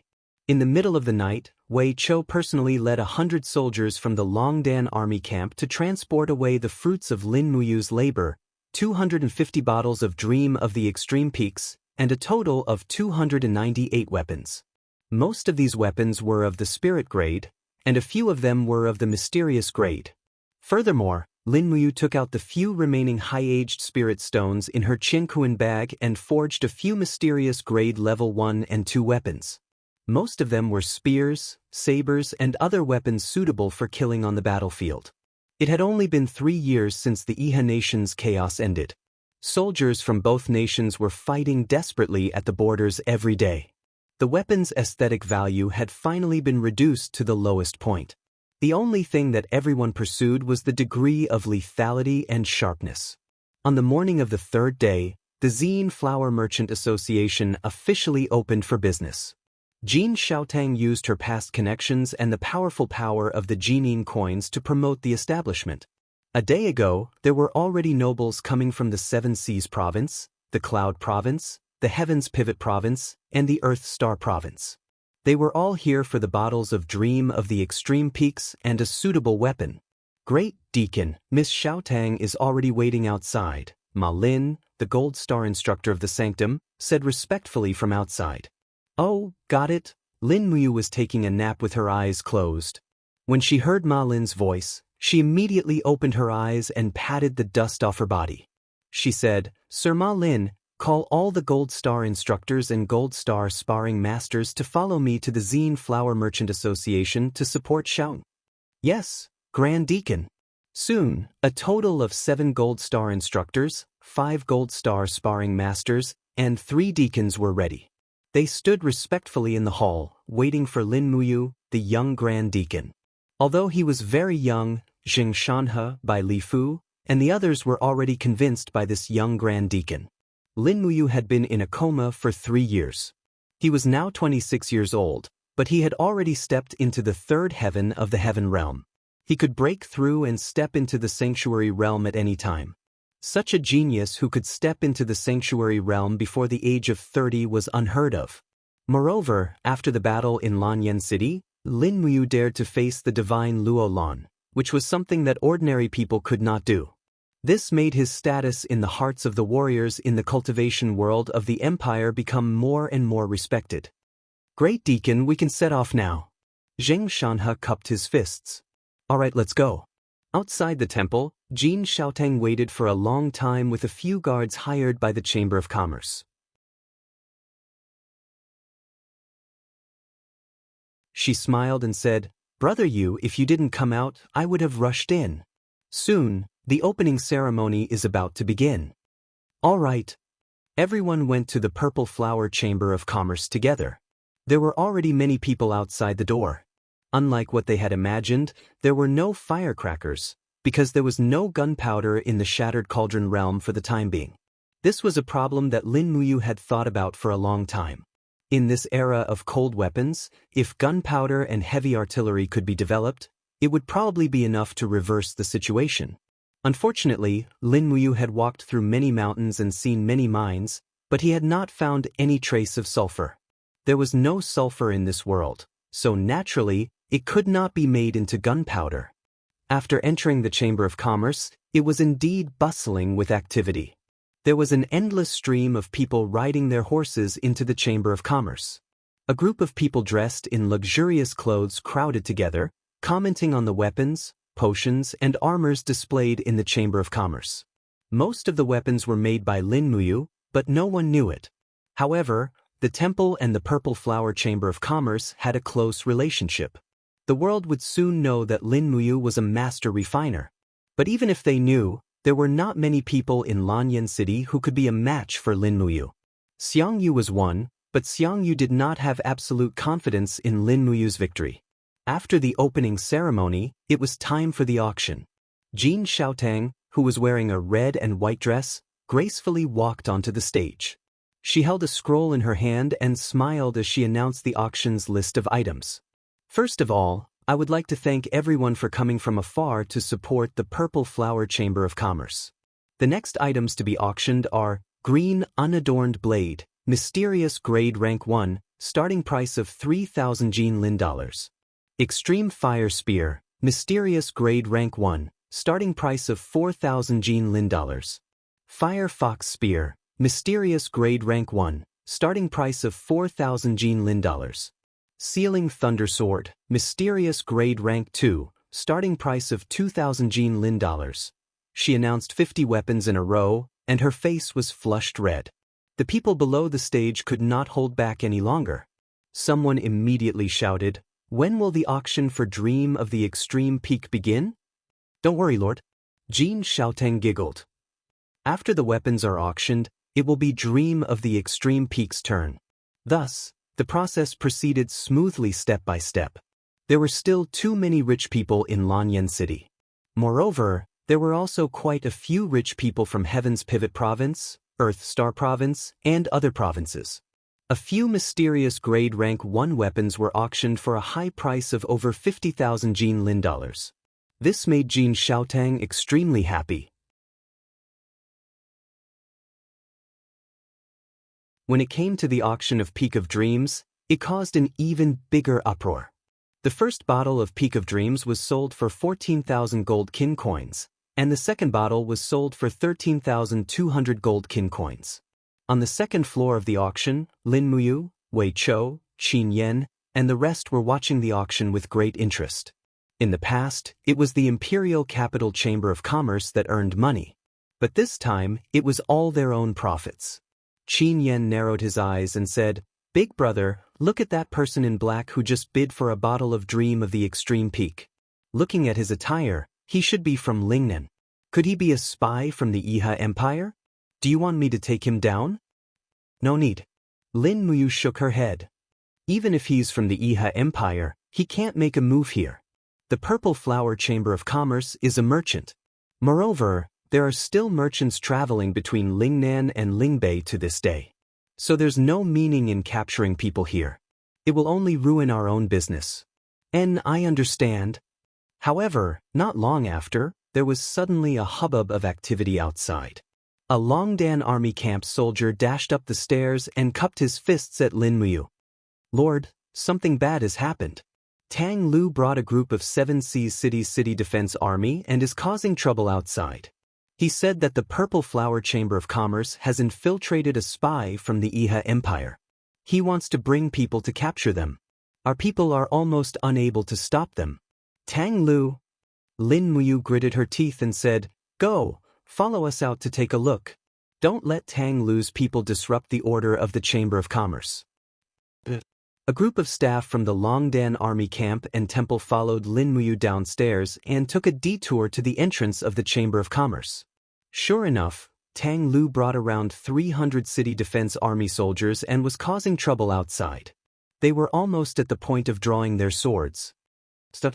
Lin Muyu shouted in a low voice. She walked forward with a slight smile and cupped her fists. This subordinate greets the Marquis of Lingbei.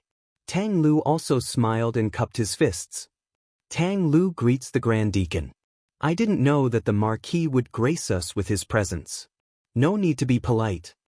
Tang Lu waved his hand and said with a slightly respectful expression, Grand Deacon, I just received a secret report saying that a spy from the Iha Empire of Lingnan has infiltrated the merchants and entered the Purple Flower Chamber of Commerce. So, I immediately led the city defense army to capture him. I hope that Grand Deacon can let them pass. I am carrying out official duties. Official duties? Lin Muyu raised her brows and said with a smile, As far as I know, the Imperial Army is responsible for the safety of the city. I dare not trouble the Marquis of Lingbei's City Defense Army. Why is it this time? Tang Lu said, A spy from the Iha Empire has infiltrated Lanyan City. This is no small matter, so the City Defense Army has personally taken action. Wei Chou couldn't help but sneer. Marquis, the temple is responsible for the safety of the Purple Flower Chamber of Commerce. There is no need for the City Defense Army to interfere. Marquis of Lingbei, please return. Commander Wei Chou has quite the tone. Tang Lu laughed. A mere commander of the Longdan army camp and a mere 1,000-man commander dares to speak to me like this? Lin Muyu hinted with her eyes. Wei Chou cupped his fists. This subordinate was anxious just now and lost his sense of propriety. I hope that the Marquis can forgive me. Humph. Tang Lu said indifferently, Grand Deacon, let them pass immediately. Otherwise, I will think that you are deliberately protecting a spy from the Iha Empire. Don't blame me for taking action. Want to take action? Lin Muyu slowly raised her hand and said, Everyone from the Longdan army camp and the temple, prepare for battle. Whoever dares to make a move against us will be killed without mercy. I will bear all responsibility after this. Wei Chou and the rest raised their longbows one after another. Qin Yan also drew his fire serpent spear. The dragon scale armor coiled around his body as he looked at Tang Lu with a grin. Everyone here was the elites of the Longdan army camp and the temple. In addition, there was Lin Muyu with Heavenly Emperor Cultivation. If they really took action, Tang Lu probably wouldn't even have a 10% chance of victory. At this time, Jin Xiaotang, who handled matters the softest, appeared. She gave Tang Lu a graceful lady's bow and said with a smile, The Marquis might not know, but the owner of this Purple Flower Chamber of Commerce isn't me, Jin Xiaotang, but someone else. It's just that because of her, the Purple Flower Chamber of Commerce absolutely won't protect a spy from the Iha Empire. Tang Lu raised his eyebrows and said, What do you mean? Jin Xiaotang reached into her bosom and took out the Chamber of Commerce contract. With a shake of her hand, the contract swiftly unfolded and she said with a smile, Marling, please take a good look. The owner of the Chamber of Commerce is Her Highness, Empress Qin Yin. This contract has Her Highness's personal signature and the Empress's seal. If the Marquis suspects that we are sheltering a spy, then it's the same as suspecting that Empress Qin Yin is sheltering a spy. Immediately, the group of soldiers behind Tang Lu all knelt down and shouted, Long live the Empress! Tang Lu was also startled. He gritted his teeth and said, Lin Muyu, consider yourself formidable. Let's go! The city defense troops came quickly and left quickly as well. What the hell is this Tang Lu up to? Lin Muyu frowned. Jin Xiaotang smiled and said, Brother, you might not know, but the Dragon Search Chamber of Commerce, which has the most business in Lanyan City, is actually backed by Duke Lan. Otherwise, how do you think Pan Ding Tian was able to make the nameless Dragon Search Chamber of Commerce rise so quickly after the massacre of the city? We stole Duke Lan's business, which is why Tang Lu came to make things difficult for us. It's all thanks to Brother Yu's move. Otherwise, I really don't know what to do this time. I see. Lin Muyu clenched her fists tightly. It seemed like the Purple Flower Chamber of Commerce still had a long way to go to unify the economic lifeline of Lanyan City. You're tuning in to the Journey of the Soul, YouTube channel. Don't forget to subscribe and join us on this journey to catch the most captivating stories.